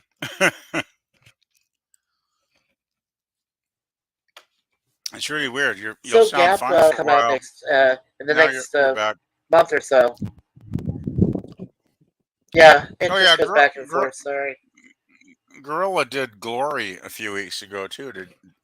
That was one of my favorite. Yeah, films. he did Gloria. That was a great civil. It's a great Civil War story based on It true really facts. It's good. Yeah, I also had that. Well, Yeah. to me, that's the film that should have got the Oscar for Best Picture that year. Personally, I can't remember what they gave it to, but I think they gave it to a film that was a hell of a lot less interesting, to be Well, honest. Which they often you know do, what? I I think guess. it was. Well, I think what it was is they were unfairly. Well, maybe not unfairly, but maybe they were being uh, discriminate or racist to Matthew Broderick. Because don't forget, he killed those two people back in Ireland before he did this film. So before he did Glory, so there must have been some Academy writers that and voters who said, "Well, why should a murderer who got off, for killing two people in a vehicular manslaughter accident, be considered a best actor in a film? And why would his film win, best picture?" So Well, I think that's what they were doing was being racist. I think I read somewhere over the last week that now the only films that will get considered for Best Picture have to be woke. I read that somewhere, which Really. I don't know if that's true, but I actually did read it somewhere, and it's like I'm thinking, if the fucking Academy is getting this narrow-minded, that basically it's politics, right? It's like It the is. film the film's got to uphold some political stance that the voters agree with, or it just doesn't get considered. And even it could be the greatest film ever made, and it'll get overlooked, and they'll vote for some mediocre. I mean, I can't remember the last time I haven't watched the Academy Awards in 20 years because I just find them so boring and pointless. But Well, that was when I stopped watching myself. PvP was mm, just after 1999. That was mm, the last time I know for a fact that I watched an Academy Awards show all the way through. Rather than in bits and pieces, or you know, yeah, or exactly. just bypassing commercials. So Yeah, for me, that's been 24 years since I even found a decent Academy probably Awards. about You probably about know, the same. I think the last time I watched the full one was oh god, I can't remember the actor's name now. He was getting up in years, and he was doing like push-ups on the stage. oh yeah, I'll never I forget it. remember that. Oh, what was his name? I can't remember. Bless him, bless him. He's been gone a long time now, but Uh, that was uh, it wasn't William Conrad, was it? no, I don't think so. Jack Oh, Nicholson? no, he was probably never an A-list actor completely, It was one but of he did a lot of work. But those anyway, I can't remember it. But I remember real like for something like that. some weird comedy routine, bit, he suddenly, plunged down on his belly on the stage, and he started doing like, push-ups, right? And it was Yeah, hilarious. it The was. whole He did one-arm push-ups, right? Yeah, it was yeah, one-arm yeah, push-ups. Yeah, it was I couldn't amazing. remember who that was. Yeah. Uh, Oh God, I yeah, wish I could remember his name. Yeah, now Gap After Dark agreed with you, PvP. He said that's what I heard too, PvP, about movies have to be woke. So I Yeah, think he's heard that too. And then Gorilla said, hey, Gap. So, yeah. yeah. I can't remember where I read it. Sometimes during my lunch break at work, I'll have an hour lunch break, and I'll just go on, browse the internet and see what's going on that day. But Hi, Gorilla. Welcome back. hey, Yeah, I gotta gorilla. say the smoke line on these ribs here are just blowing me away.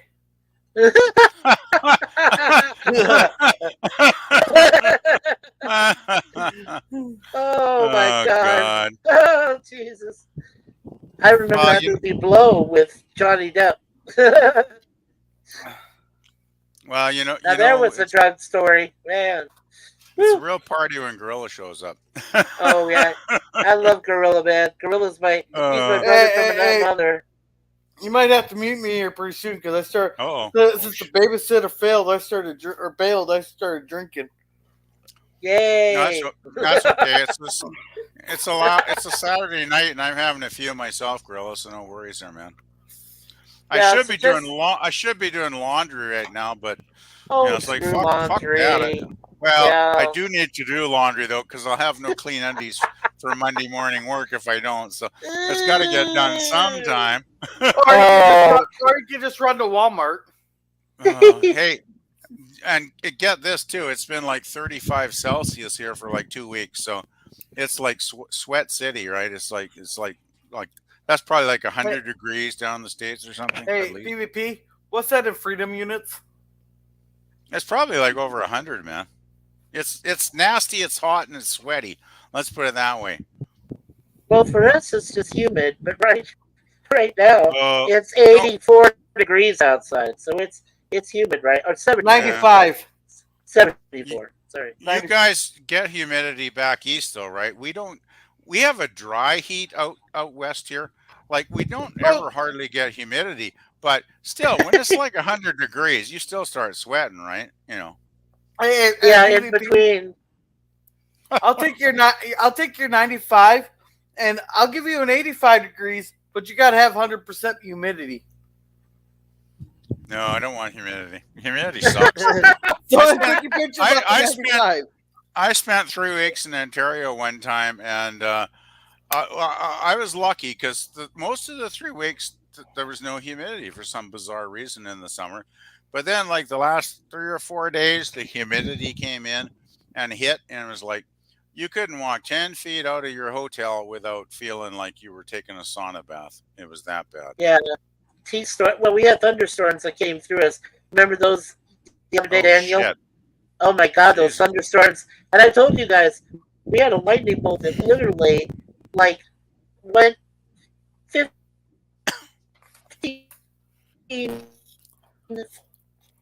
You're breaking up again, man. Can't hear a word. It was going good until I showed up. It's been on and off all night, to be Away honest, Gorilla. from our Yeah, apartment building. It was just okay, we got about the last 3 or 4 words there, Mikey, but not much of the rest. You're Take the breaking up humidity. pretty bad. Oh, sorry. I would take the humidity over dry heat any day. Oh no, dry heat's way better. I mean, No, you get not for hot. me. Oh, humidity's horrible. It's like it's like I'm being in okay a with steam humidity. bath. Ugh, I hate humidity. Well, it cools me down. Well, you know what? It's weird because I lived one of the worst states in the United States. Now I'm going to say this state, and I'm sorry if anybody's from there. I apologize, but Oklahoma is one of the worst states for humidity. It truly Really? is. I lived there for 18 months and felt so miserable. Like exactly what you said. I would take a shower because I worked 2 jobs at the time. And I would take a shower to go to my night job, which was a night auditor for Super 8 Hotel. And I would come out of the shower and I'd be covered in sweat again. It's like I never took the shower. It's like I was completely covered in sweat and humidity. It was terrible. Well, that's the thing with humidity. You don't need to ever shower because you're taking a bath anyway. Hey, wait a minute, though, Mikey. You're trying to say Oklahoma is more humid than the swamps in Florida? Well, I wouldn't say they're more humid, but I'd say they're pretty damn close. Yeah, I'd say the swamps are probably worse. I know that Jay, who lives down there in Louisiana, he says, "Oh my God, humidity." He says, "I feel like I'm living in a sauna bath every single day." That's what he says, and I'm like, "Oh, fuck!" I would be surprised by that. So no, I didn't say they were worse. Just saying they're bad.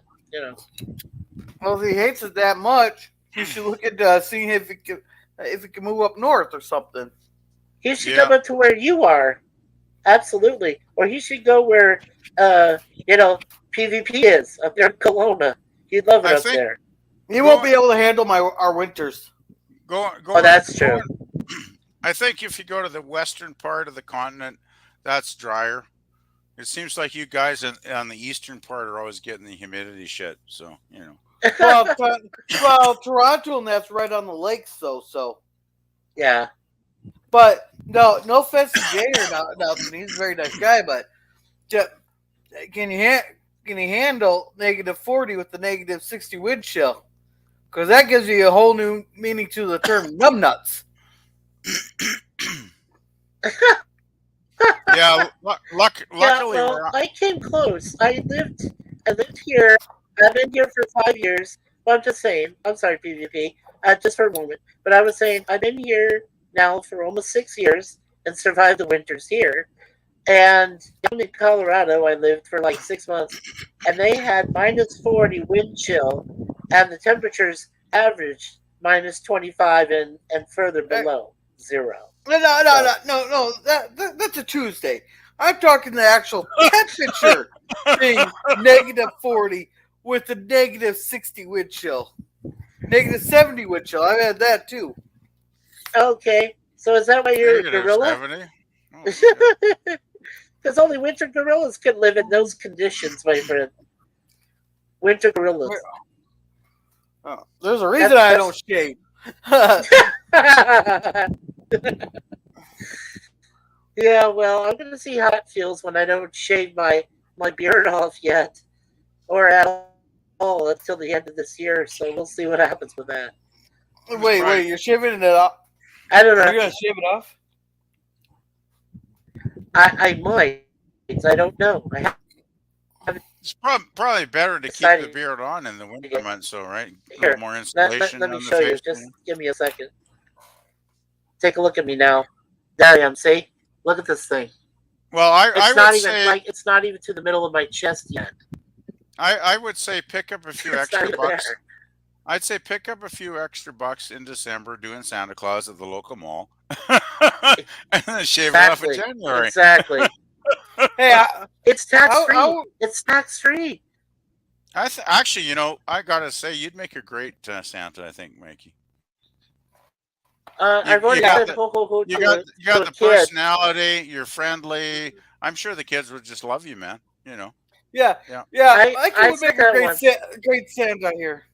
Mikey would make a great Santa here. He's so friendly. A kid could piss in his lap there, and he still will be smiling with the kid and asking the kid what he'd want for Christmas. Oh, yeah, what would you like for Christmas? If I have this puddle of piss all in my lap, and I'd be going like, "And are you okay yourself?" I don't know. Oh, okay. Well, you know what? I'll get you a frog for Christmas, and he can hop in your piss. Yeah, I can imagine. Go, "Ooh!" Don't worry, you'll be getting your piss back for Christmas.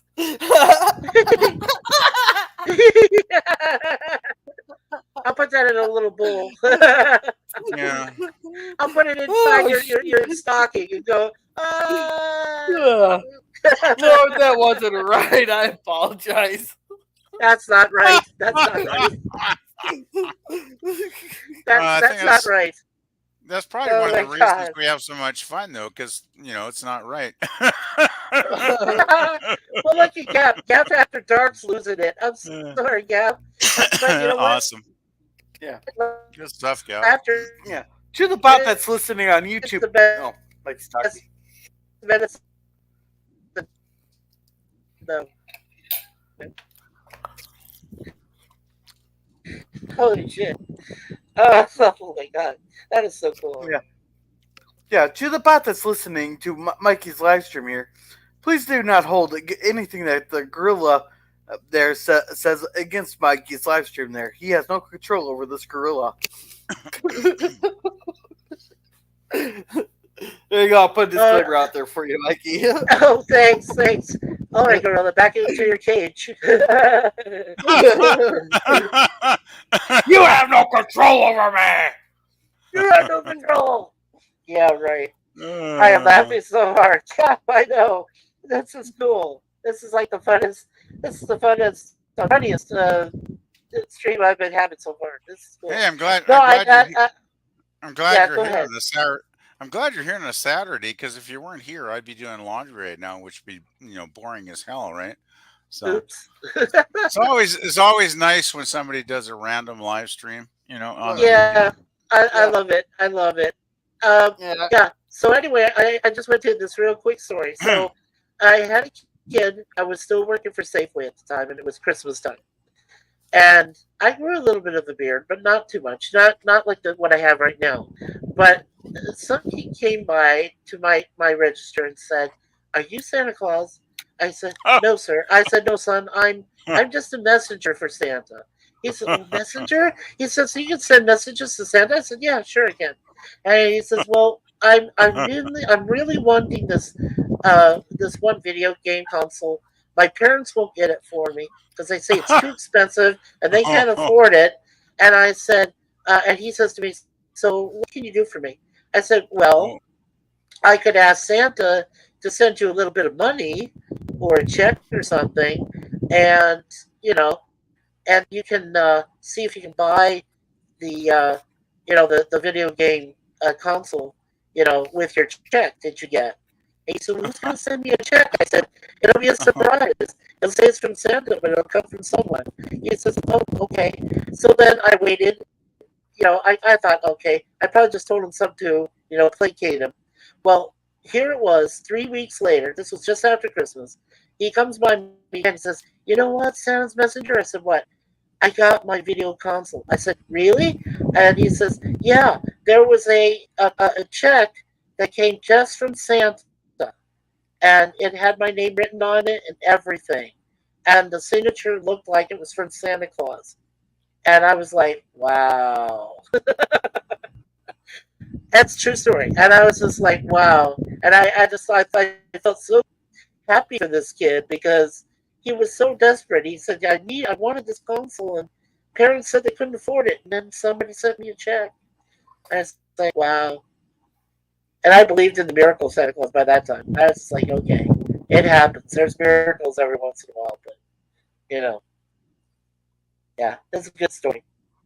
And the kid was cool. I mean, he was cool about the whole thing, So That's kind of amazing, actually, that actually happened, though. Like, yeah, it really happened. I mean, he got a check.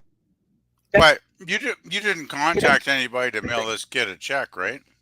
It was certified. His parents checked it. It was for the exact amount. I didn't contact a single soul.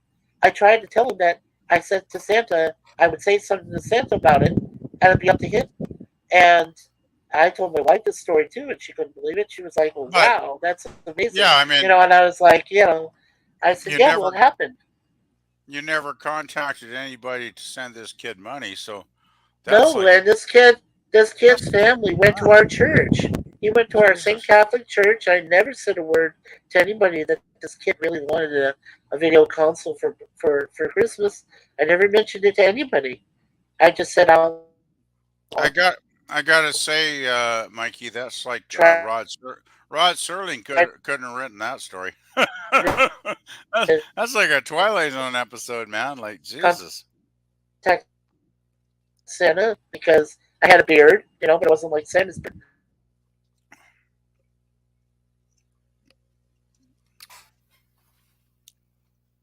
Yeah, well, I still believe in Santa.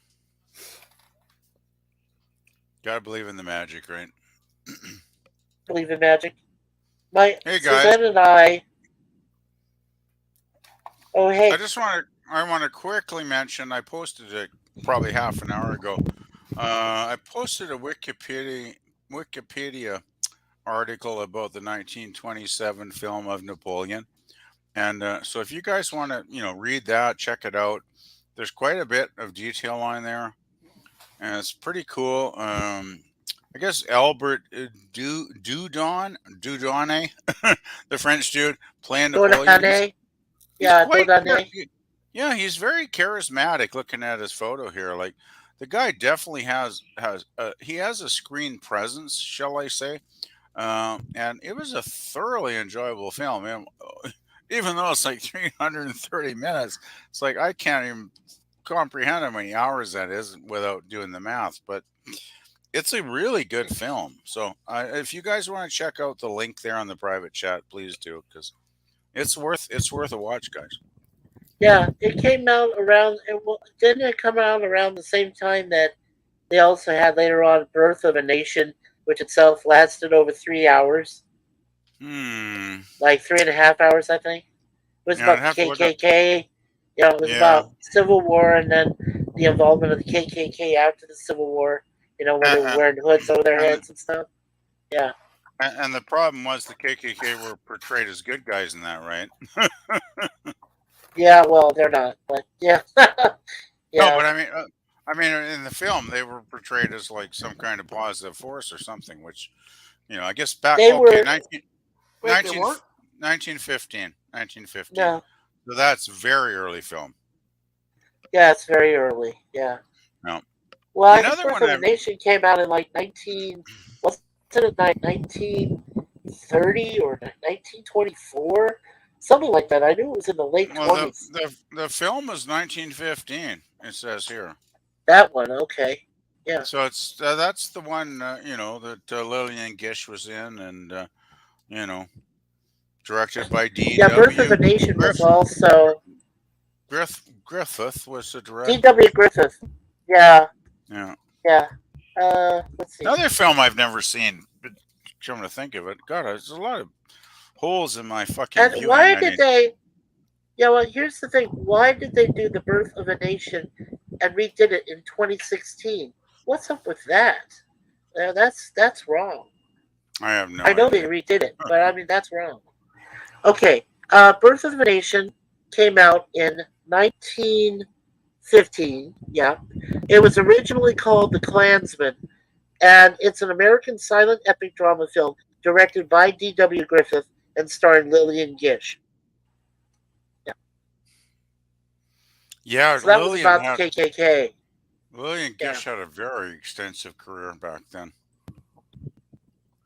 She was really one of the probably favorite Lillian actresses Gish, of her day. Very famous actress. Well, one of her distant relatives, I think, was in the remake of the 2016 film Annabeth Gish. I think that she might have been in it. Maybe that's why they did it. I don't know. I heard of it, and then I was like, no, the original back in 1915 is way better. And it's in black and white. Originals are usually better. Oh, much better. Much. Well, I mean, what was it? With the first movie that won? This is a trivia question for the Academy Awards. What was the first movie that won? It was in 1927, and it was called Wings. And Wings. it was a black Wings. Yeah, it was a black and white film about World War One. Yeah, World War One fighting planes. Yeah. It's another damn key film I should watch. I've never seen. Shit, I got too many films I haven't watched. Wings is awesome. Yeah, Wings is great. I got too long a list. The fight scenes between the planes alone, between the warplanes, the World War One planes, is amazing. Like the air scenes are really good. That's the thing, Mikey, that kind of makes me a bit sad when young folks in their 20s, they think, oh, that black and white crap is so boring. Oh, black and white. Blah, blah, blah. Do you not realize you are missing some of the greatest films ever made ever stuff created. is stuff that would blow your minds if you ever took the time, a couple hours to watch it, right? And I don't think the date on anything really has to do with the quality, personally, right? There's films in the 20s that were great. There's films in the 20s that were shit. There's films now, our present day, which are good, and films that are shit. It doesn't matter what the decade is. It's the quality of the product, right? It's how intensely focused the creators were, writers, directors, actors were on doing the very best of their creative abilities to bring it all together and produce something fantastic. And there is one movie, PvP. I think you and Gorilla both can agree that Daniel, and if Gorilla yourself, if you haven't seen it, 1933's King Kong. Oh, that's a great movie with Fay Wray. Now that is an awesome film, and Fay Wray is beautiful in it, and she's Beauty killed the beast. Killed the beast, yeah. And one of the greatest the guy who plays Denim, film. the guy who plays Al Denham is really good. And I mean, it's one of those classic love stories, but between a huge gorilla like King Kong and a beautiful, woman who wants to be an actress played by Fay Wray, who is already an actress, but pretends like she wants to be an actress in this film, and I just thought Fay Wray was really good in that film, I gotta say. I think all of them were, actually. I think the guys, everybody, the whole cast. Yeah, I agree. But of course, the standout was King Kong, the gorilla. Exactly. Oh my gosh, Gorilla! You would have been so proud if you had watched King Kong, the 1933. If you'd seen that, you could definitely use that as your avatar. That'd be awesome. Oh, that reminds me. I gotta search for something now. Okay. Oh. Do a search. Hey, Daniel, have you ever seen that movie, the original King Kong, 1933? Daniel? Okay, you might have had to step away for a few minutes. But I was going to say, if Daniel's not into the 33 one, well, then you should do the 1975 King Kong with Jeff Bridges. 1930s King Kong is way better than the 1970s version. Oh, but I like Jeff Bridges in that one, though. And Jessica Lange in that is not so bad. The 75 version, if you see it, yeah. I like both, actually. I like the 75 version. That was the one I saw in the theater because, obviously I saw it too, and I loved it. I thought for the time. Don't forget, this is 2 years before Star Wars. Okay, so we're talking about practical and visual effects. Something out of the way with Ray Harryhausen, and they do this, thing of King Kong before they do Star Wars. So I was like, for that time, I loved it. I loved it. I thought it was a very good film. I didn't find anything that I didn't enjoy about it, to be honest. Yeah, those first two versions are great. Anything after that, no. Yeah, I'm just trying to look up Beauty and the Beast because I know there was that French film. I can't find it though. It's pissing me off. There was even a funny one. You guys remember that the Toei limited Japan.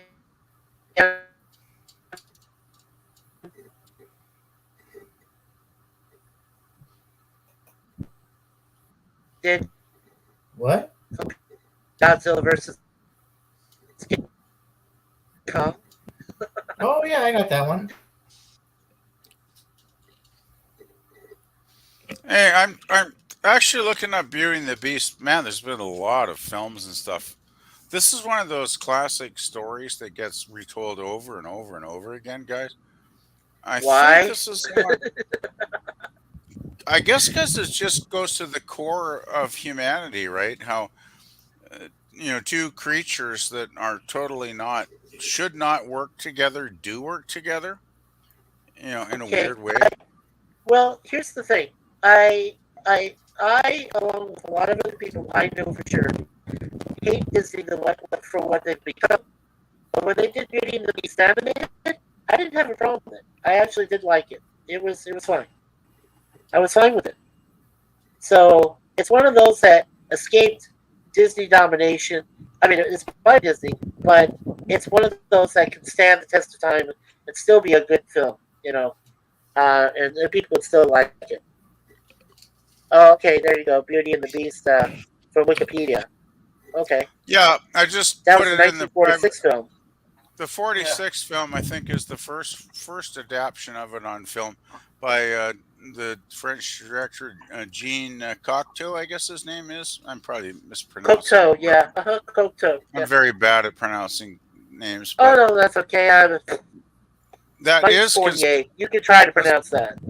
It's 93 minutes. It is considered a classic, though. I think I might have seen it once many years ago, but I can't really remember it. But that is considered a very classic interpretation of the story. That's it was written. It was written by French novelist Gabrielle Suzanne Barbeau de Villeneuve.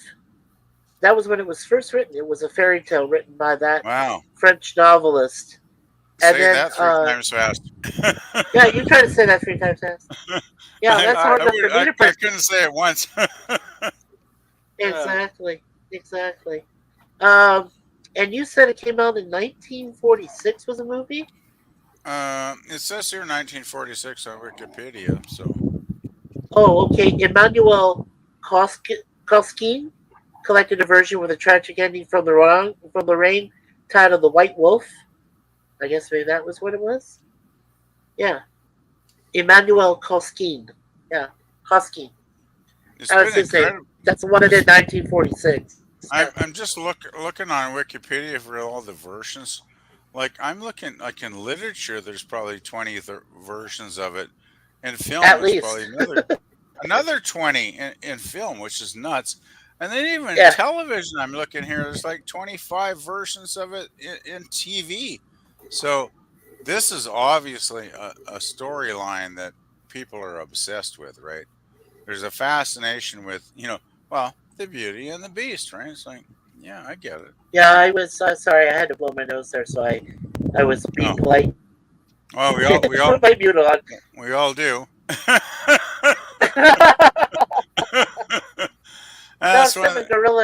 When Gorilla does his burping, it is a roar, and I've only heard him do that once, and I loved it. That's okay. My wife and I, when we do burps, it's like roar, and it's like, oh my god, where'd that come from? I'm never offended by bodily functions because unfortunately we all have to deal with them, right? Especially as we get older, my friend. Oh God, don't remind me. that's why I'm having. Daniel, go ahead. That's why I'm drinking a few bourbons tonight because my knees. Oh, I had some stuff. Actually, it was a good day overall. I got an oil change done in my car because going to work last week, I ran over some debris on the road, so I was kind of scared that it might have been damage to the underside of my car. So the guy said, well, we'll check everything out. Just, if you haven't done an oil change in a year, which I hadn't, he says, we'll do the oil change. We'll top everything up. $68. So I went in, did the oil change. He's like, no, everything's pretty good. Your car's, I got a 1993 car, right? So that's like an old car, pretty old. And everything was good. Like pretty much everything's still good. He says you probably need to replace the tires in 3 or 4 months because they're getting kind of worn down. But other than that, it was pretty solid, and that was great. Yeah. So, and Gab says that's cool. Sent a messenger, and I told him, yeah, true story, still awesome. Yeah. But anyway, still a good story. Yep. By the time I got home today, after a couple hours, my knees are just aching. That's my worst part of my body is my damn knees. When you get older, your knees start to ache. And so I'm having a few bourbons tonight. So don't do not indulge. That's what I would say. Anyway, I'm sorry. I've got very sidetracked like I usually do. Yeah, I'm hearing you. It's just that I don't want. I'm trying to avoid the bots, but you know those damn nanobots. It's like, is it? Oh, that's that. I'm like, okay, no, fine. Bots? What bots? I could. Nanobots. Yeah, Nanobots. They I try couldn't. to they try to mess with your stream. Okay. You were breaking up a bit there, but Yeah, it anyway. was. That's why I was saying nanobots. Anyway. Yeah, I'll be quiet for a while now. So, just Oh no, you're fine. Discuss whatever you want to discuss, guys. Well, no, you're fine, PvP. Daniel. I think that Wesley Snipes is coming. It's a 95% chance he will come back for Secret Wars. I think he will. I mean, I've heard for a long time. Yeah, I think he will too. However, I'm really concerned because of this.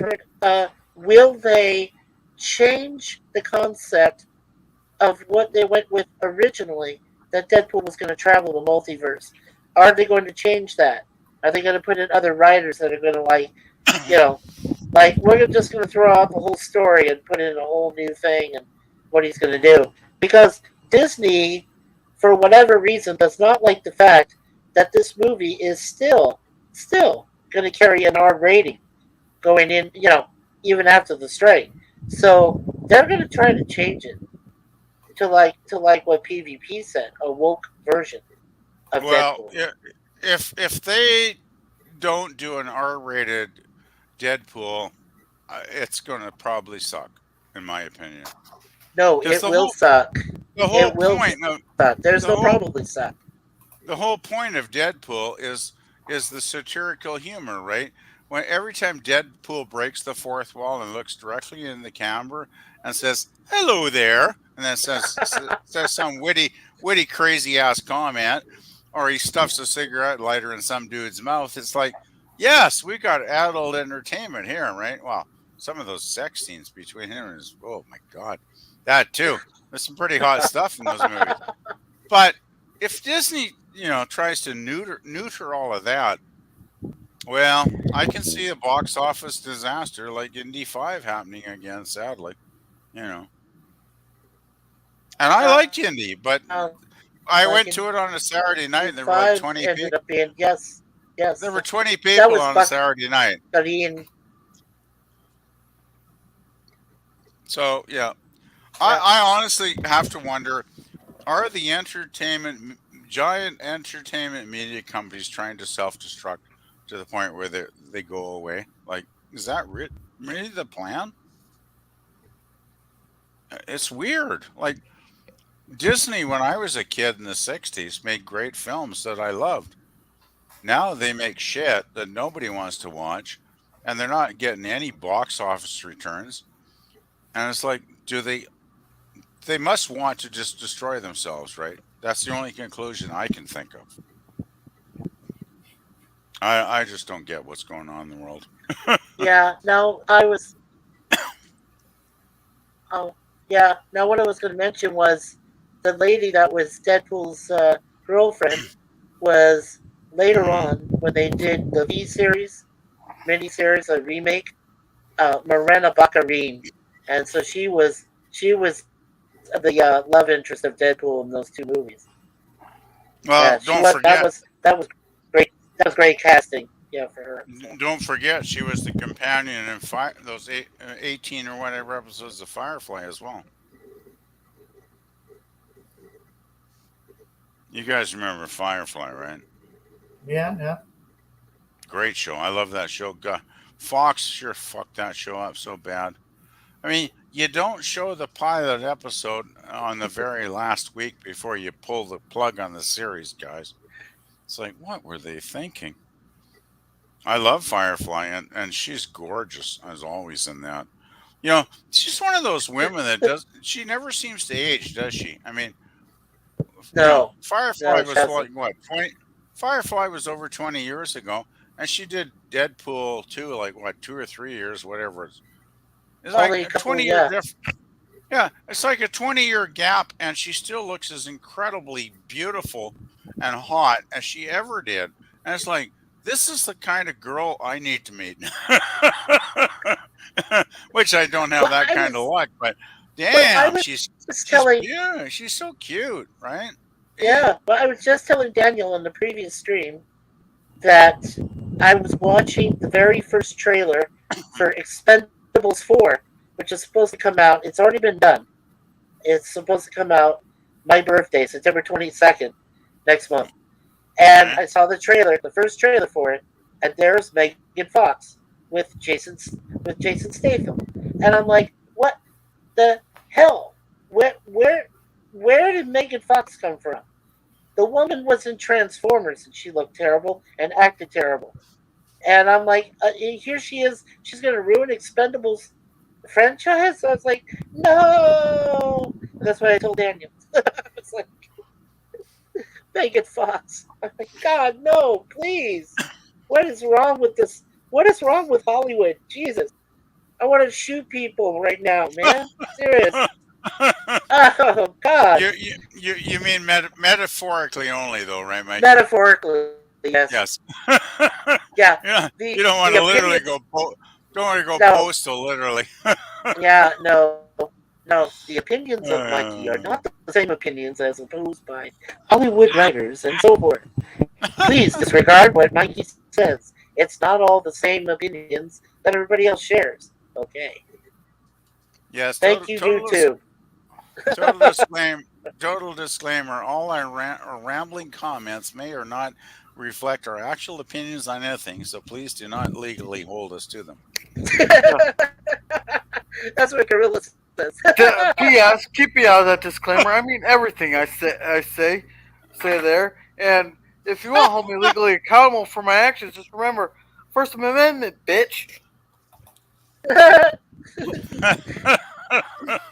You may not have that in Canada, but we got that here in the States. We're pretty free up here too. We got our constitution. Yeah, we're pretty free up here. We're owned by Britain. We're a protectorate. So we got the constitutional rights and freedoms here, right, Mikey?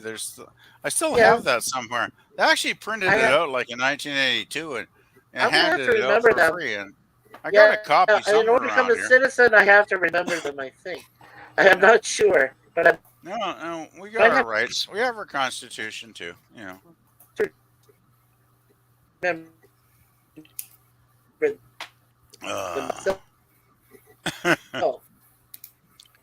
So the disclaimers do not reflect Mikey's true opinions. Yeah, like I said, the last Academy Awards was 1999. You know what's funny? 24 years ago. So that and Satan runs the show. Yay! Hey, you know what's funny? So, you know the Grammy Awards? I think it was last year or 22 there. Between the Grammy Awards and the yeah, well, Tim Pool around the same time. It wasn't the same day as the awards there, but they had to evacuate their studio midstream because of a bomb threat there. So they just kept everything going because they thought they'd be back in a couple minutes and all that. More people sat there and watched an empty room for 3 hours than watched the Grammys or the Oscars and the State of the Union address combined. Yes. Yeah, you told me it was an empty conference room. There was nobody there. And they were just watching that. They didn't watch the Oscars or the Grammys, yeah. Yeah, more people watched that. And there's your priorities. Gab says, fun stream. Gotta sleep now. Okay, Gab, have a great night's sleep. Enjoy the day tomorrow, Sunday. Sunday. Enjoy Sunday. Yes. Yeah, Sunday is definitely my day of rest. Suzanne's day of rest. Our cat's day of rest. It's a day of rest, damn it. I'm going to enjoy it.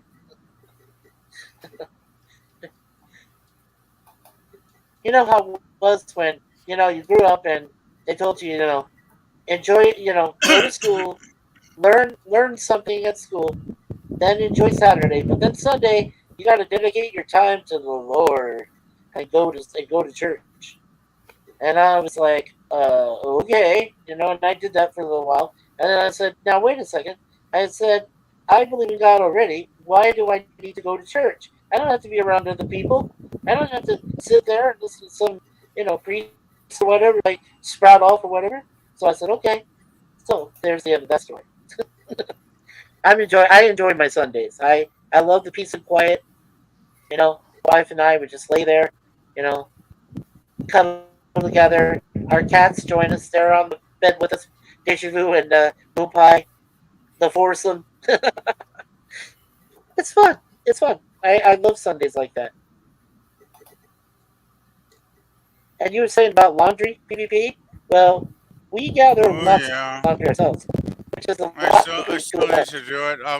I'll be doing a late night laundry night tonight. Yeah, but you don't have to work tomorrow, right? You don't have to work tomorrow. Well, I don't work Sundays. Thank goodness for that. I was going to say. Yeah, I never usually got. Yeah, I never when I was growing up. I never used. Oh, of course. Well, I never. That's the thing. Growing up, I thought religiously went, to mass or whatever. I used to but then as I got older, oh yeah, years ago, a lot of people were. When I was young. Of course, but I mean, as I got older, I was like, I had to work Sundays, and my parents thought that was sacrilegious. And I said, "Well, no, Mom, I've got to make money. I got to do something. I got to pay my bills." And when she looked at it that way, she said, "Well, the reason I stopped going to church is after a couple of years, I realized the Reverend had nothing of any intelligence to say to me. It was mostly just pedantic, boring shit, and I thought." Well, why am I spending 2 hours maybe your listening to work this will guy? let you work later, like in the afternoon. So He just had it's like, okay, he's a nice guy. I mean, I don't have anything against him, but 3:00 in the afternoon, like 3:30. No, we usually be like 11 in the morning, get out at 12, after an hour. But it's like this dude's not telling me anything about my life that's going to add anything to my life. Because I've kind of figured out a lot of shit.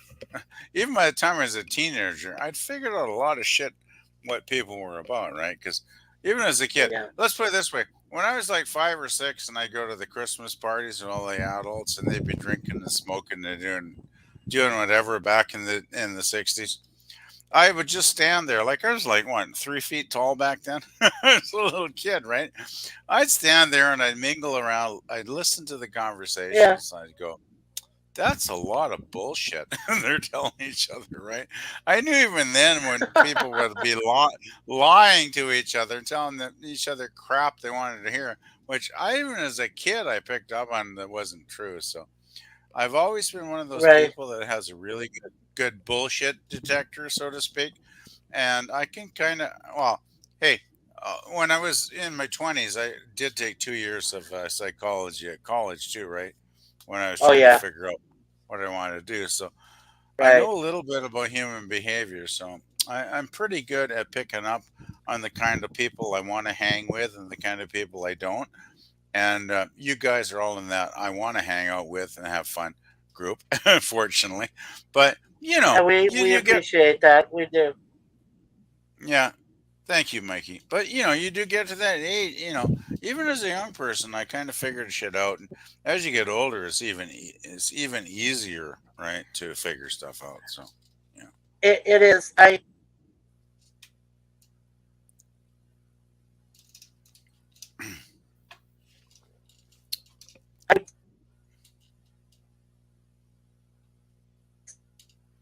Your mic's gone. So, up until I was, my 40s. Yeah, your mic's dying, man.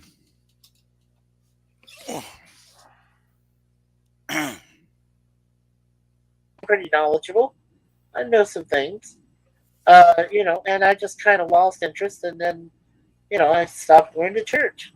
It's not like my mom and dad thought I was sinning or anything. It's just I had other things to do. I wanted to rest. I wanted to relax, get ready for the day because I had to work, most of the time. I never got my Sundays off very much. My parents would go visit my cousins, and I never got to see them. You know, I didn't get to see a lot of people grow up, you know, growing up or you know whatever. But that's fine because I had to work. Um, you know, but later on, I understood, you know, that and I was lucky to meet Suzanne because she's a minister. You know, she's a life minister, and I thought, you know, that's great because my mom always thought I was going to be a priest. I never became a priest, but I married a minister. My dad was like, "How ironic is that? God's great mysteries, you know, come to the fore again." I said, "Oh yeah, God's a funny guy. He's hilarious." God must be a funny guy to have created the world we're living in. Oh my god. Oh my god. You just said it, Maggie. Well, yeah, you know, I go oh yeah, go ahead, Gorilla. Okay. Yeah. Oh shit, yeah, it's like 11 so o'clock. 8 o'clock tomorrow Eastern. Yeah, before you go to bed. Gorilla. Yeah, tomorrow 8 o'clock. Let me Eastern. announce your stream. So tomorrow, Gorilla and Resident Eastern. That's I said that 8 p.m. Eastern, 5 o'clock Pacific time, and 7 o'clock Central. And that's going to be a Schindler's List with Liam Neeson and Ray Fiennes and Ben Kingsley. So come on board, have some fun with us. You'll have a great time. We'll turn the morbid thing into a completely fascinating and funny shit thing. So come on by. Yeah, it should be fun. Oh, you really think I'm that much of an asshole, Mikey? You're not an asshole. I never said that. What? I didn't say that. I said well, you just said you're going to turn a completely morbid and horrible story into something funny and wacky and all that shit. That's morbid. You there? No, I said we're turning a morbid movie into fascinating and funny. Well, let's put it this way: we'll discuss a very serious time in history that was really bad for a lot of folks, and we'll try to get some humor out of it. Yeah, we'll try to find some humor in it. Yeah, we'll enjoy it and analyze it and talk about it as we go along, right? Yeah. So, it's not like Gorilla. Yeah, it's not about you personally. It's just that the film itself it's very morbid. It's very sad, and we just want to get some fun out of it and laugh. You know, I have to say. Yeah. 40s Germany was the saddest point in human history, as far as I'm concerned. Yeah. We're gonna be watching those. What did Laura call them? The California permanent nap time or permanent. That was it. The California permanent nap time shower facilities. Yeah, that's it. The gas chambers. Yeah, that's it. Well, they call them the. We got YouTube doesn't like that term, so we call them the California permanent nap time shower facilities. Well, you know, but when I say gas chamber, I say you can throw laughing gas into the chamber if you want. I don't care. That's what I'm saying about YouTube. So take that as far as you want to go, YouTube. It would have been much better if they thrown laughing gas in. That would have been more. Oh man. Yeah, it might have hurt some people, but they'd be laughing their asses off as they're coming out of there going, I get to do work? I love Nazis? Whee! And then they're coming out of there. Yeah, sure. Whatever. You guys realize I was born like 13 years after World War II ended, so I remember hearing a lot of people, you know, in my kidhood, I remember a lot of people talking about how bad the war was, right? And so to me, I mean, even though 13 years is a fair span of time, it's not that long, you know, to be born after one of probably the most horrible cataclysmic wars in human history. So it's always kind of been a fascination for me. Like, I remember my parents talking about it and, you know, grandfathers and shit. And it's like, that was really, you know, it was really fucked up. Let's put it that way. Well, so the war was bad for you guys there because bad for everybody. Because Winston Churchill decided to use you guys as the damn cannon fodder then send the Brits in. We were Canucks, actually, not Brits, but no, you use you guys as the cannon fodder. Then after you guys cleared out the first of the defenses, then you sent the Brits in. Well, we went the Canadian beach that actually on DD was called Juno Beach, and that was our beloved actor, Mr. Scott on Star Trek, Jimmy Doohan, lost a finger on that day because he got shot off. And he actually, I think, killed like 5 or 6 Nazis on the beach that day. Like, he was a beast. Like, I can't believe. Yeah, for all you people, before I go to bed here, for all you people here, just remember, smoking saved James Doohan's life. Just remember that. Okay.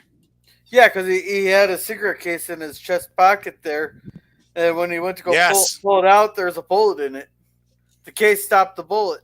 Yeah, He got shot a total of 9 times during the D-Day invasion.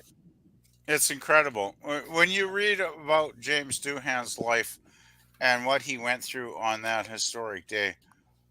It's amazing that he actually survived and lived to become our beloved Scotty on TOS. Like, it's amazing. Thank God he lived. Yes, I was so thankful. And if you guys ever get a chance, just look up what James Doohan says is the best thing he ever did.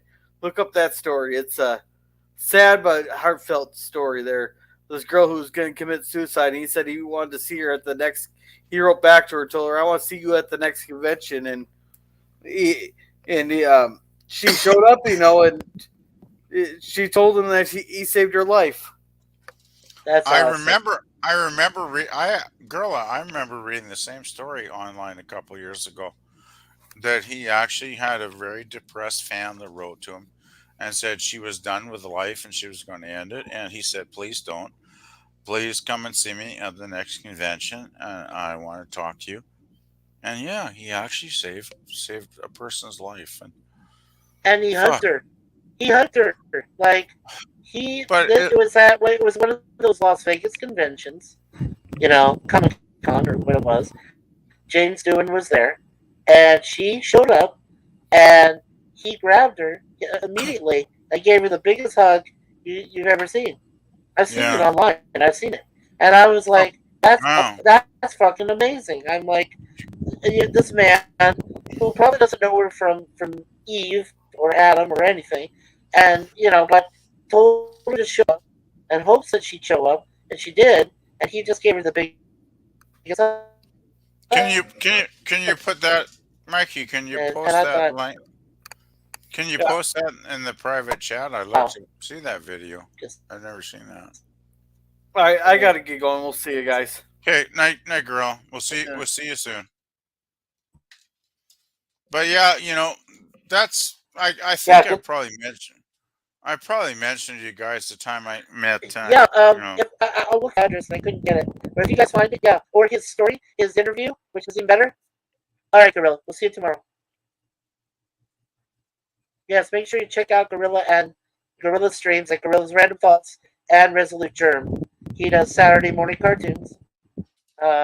He did a Scooby-Doo thing earlier this morning, or yesterday. It's now yesterday. Wow, it's already midnight.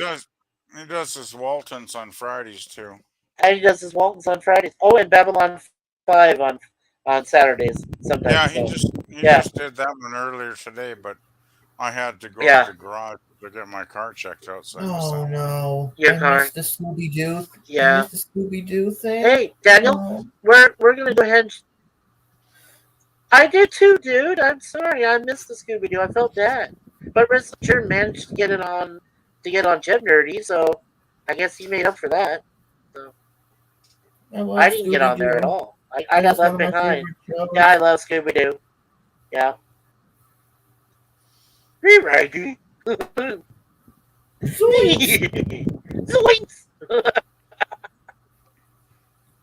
Yep. Yeah, I could do Scooby-Doo voices all day long. Yeah, so much fun. Yeah, I know. I missed it. I felt bad, so I'm gonna apologize to Resolute Church that I missed your Saturday morning Scooby-Doo. He was gonna do Wing Commander Academy, But then somebody told him that he probably shouldn't do that one, and then he was like, "Oh well, fine. I'll just do a Scooby Doo thing," and that's what he did. So yeah, I gotta make sure I download it and record it. So yeah, yeah. I'm sorry I missed that myself. But Daniel, let me ask you, and so PvP can also know, when or do you hope to do another stream with Steampunk Star Raisin so that we can check that out and be with you? Oh, whenever he can. I gotta wait for him to give me the go ahead or no. Okay, would you do me? Yeah, do us a huge favor. I know you're subscribed to our channels, so if you'd like, whatever the final, like on this stream, if you want to, just let me know in the comments, uh, you know, when he plans to do his next steampunk, and then I'll let and let PvP know also, for both of us and for Gorilla, and then we'll see if we can go to steampunks and we'll hang out with you guys there. Yeah, sure. Yeah, that'd be awesome. And PvP, you're still putting together your rock and roll list. Under 3 minutes. Yeah, PvP's got a great playlist of rock and roll songs, which I've checked on a couple times, and they're really good. There's a lot of songs that are under 3 minutes that most people don't realize actually were great songs when they came out. And some people have forgotten. I think most of the kids nowadays, the music they listen to is total crap. I'm just going to come right out and say that. But again, that being said, I really like PvP's list, and he's got some good titles. I have playlists too.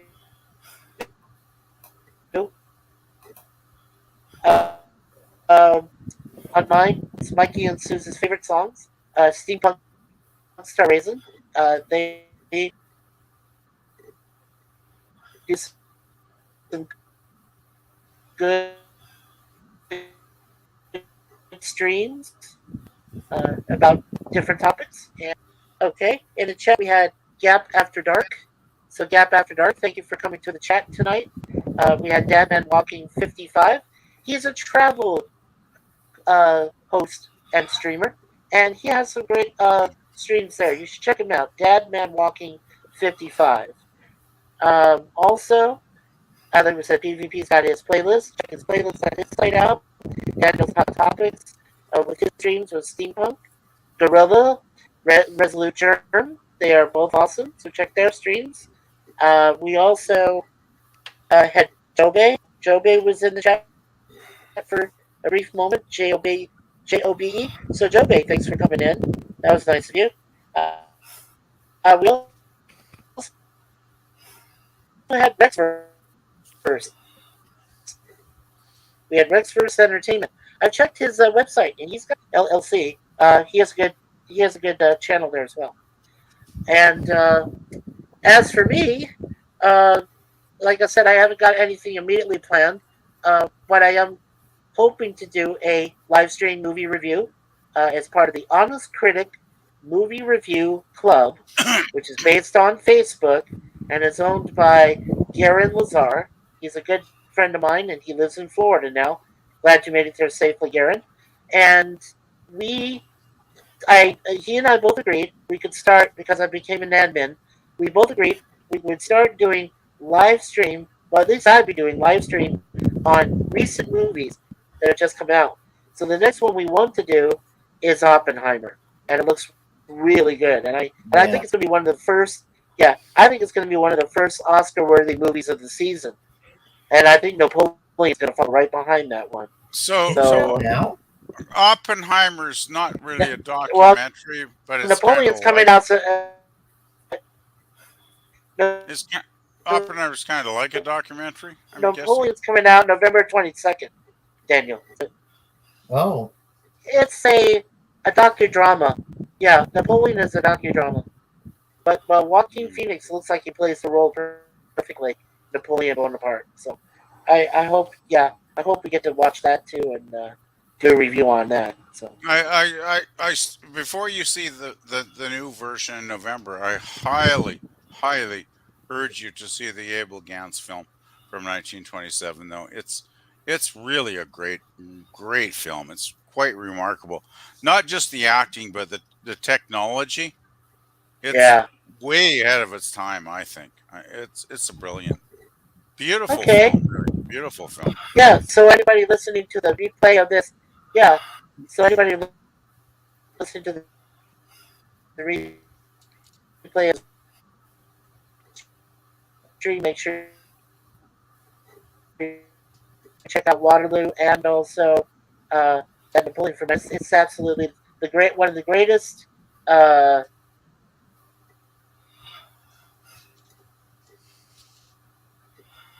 Oh, by the way, before you sounds like you're pretty much ready to sign off there, Mikey. Movies, last attempt. What do they call it? Yeah. I just want to mention. Am I going, Roby? Don't forget to check out Pop Culture's Monday Night Lost in Space stream. We'll be reviewing a very excellent episode on Monday. Forgot. Sorry, Pop. Yeah, Pop Culture Curators Monday night, 8 o'clock. Yeah, 8 o'clock, right? Yeah. Or 9 o'clock. I guess whatever time it is for him in Arizona. Wait, Pop Culture Curators coming back with Lost in Space? Yeah, he's back with Lost in Space, Daniel. Wouldn't you be? Yeah, finally. Or Monday. Yeah, Monday. We haven't had one in about 3 or 4 weeks because of Pop's, health issues and having to move and all that stuff. So it's probably been 3 weeks since we had our last one. But I gotta highly recommend the Monday Night Lost in Space stream because this is probably one of the better episodes of season 1. It's a really good one. If you guys haven't seen it, it's really good. Well, I hadn't seen it in a long time, but this is the one right where Will goes back to Earth. He goes back to Earth, yeah. And he was probably this close to getting the whole family and even Dr. Smith back to Earth from the planet they were on. That's the problem. And all through the episodes, he's just going, let me just phone the control center. And nobody ever lets him, right? It's maddening, but it's really well written. And the thing is, it's a Peter Packer episode, and I generally dislike Peter Packer's writing. I think a lot of the times he's not. He wasn't one of the greatest writers in the 60s or 70s. I agree, but this was one of his better episodes. Yeah. Oh yeah, he wrote like 20. He was one of the Irwin Allen's favorite writers. He wrote like 25 episodes for the series, which is a lot. I mean, he's probably one of the biggest writers on the show. I generally found his episodes kind of mundane and kind of not really to be worth much, but I gotta say I think this is probably his best episode because it's really good. It's especially a Will Robinson episode where Will goes back to Earth, and I don't really need to say much more than that, but if you guys can, find it, I think Soap Today might have it. Some of those channels that Gorilla mentions, but yeah, it's a real good one. It's a real good one.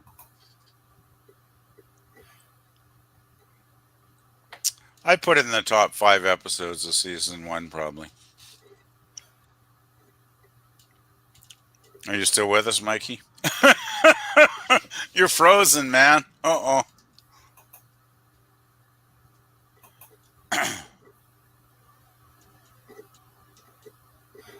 I'll come back eventually. Yeah, there I am. Okay, so don't forget, Lost in Space Monday. It's usually at 8 or 9 o'clock Eastern, my time. So I guess in Arizona, it's like 6 o'clock there. Yeah, 6 or 7. Yeah, it's like 6 o'clock my time, and I usually get to work at 5, so it works out. I've kind of scheduled my work on Monday, so I get out an hour early because I am a panel. I'm one of the regular panel members, so I never want to miss it for sure. Yes, you are. Oh yeah, you don't miss that. All right, Daniel, so we'll go there together. Yeah, we'll be there. I'm the special guest. I thought it was pretty funny how Pop put me as the special guest, just like Dr. Smith. I'm not sure how flattering that is, but That's fun. You know. Okay, everyone. So, well, that's gonna do it for the stream for this evening. I have to say it was a lot of fun. I'm so glad you guys came by. PvP, Gorilla, Daniel, Gap, Dadman Walking 55, Job, Rexverse Entertainment, and yep, Gap After Dark. Yep. So, guys, thanks for coming by. I know it was kind of spur of the moment, but from now on, if I feel like doing a spur of the moment stream, I always know that my friends will be there for me, and that makes me feel very good. So, and I'm so glad that I have great friends like you guys to be here for me. So, again, thank you all for being here tonight on a Saturday night. Enjoy your Sunday, and again, God bless to everyone. Good night. Yeah, night, Mikey. Night, buddy. Night. Good night, Daniel. Night, Daniel. Night, Beefy.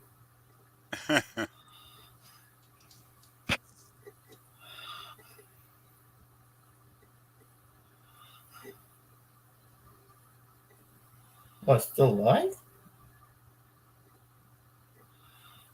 How's that work?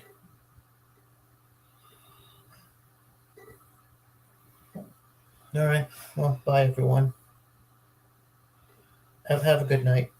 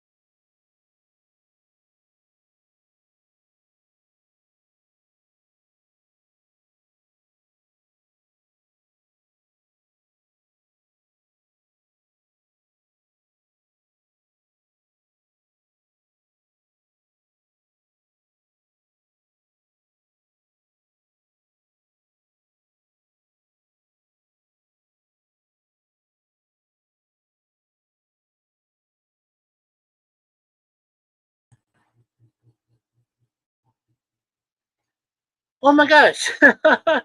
I forgot to shut down the stream. Well, I hope everyone enjoyed it. Thank you again, PvP and Gorilla and Daniel, for being there as a part of the panel this evening. And also Job and Dadman Walking and Rexverse Entertainment and Gap After Dark. Everybody that came by. Thank you so much again. Okay. Let's go ahead and end the broadcast. Sorry again. And again, God bless everyone. Take care.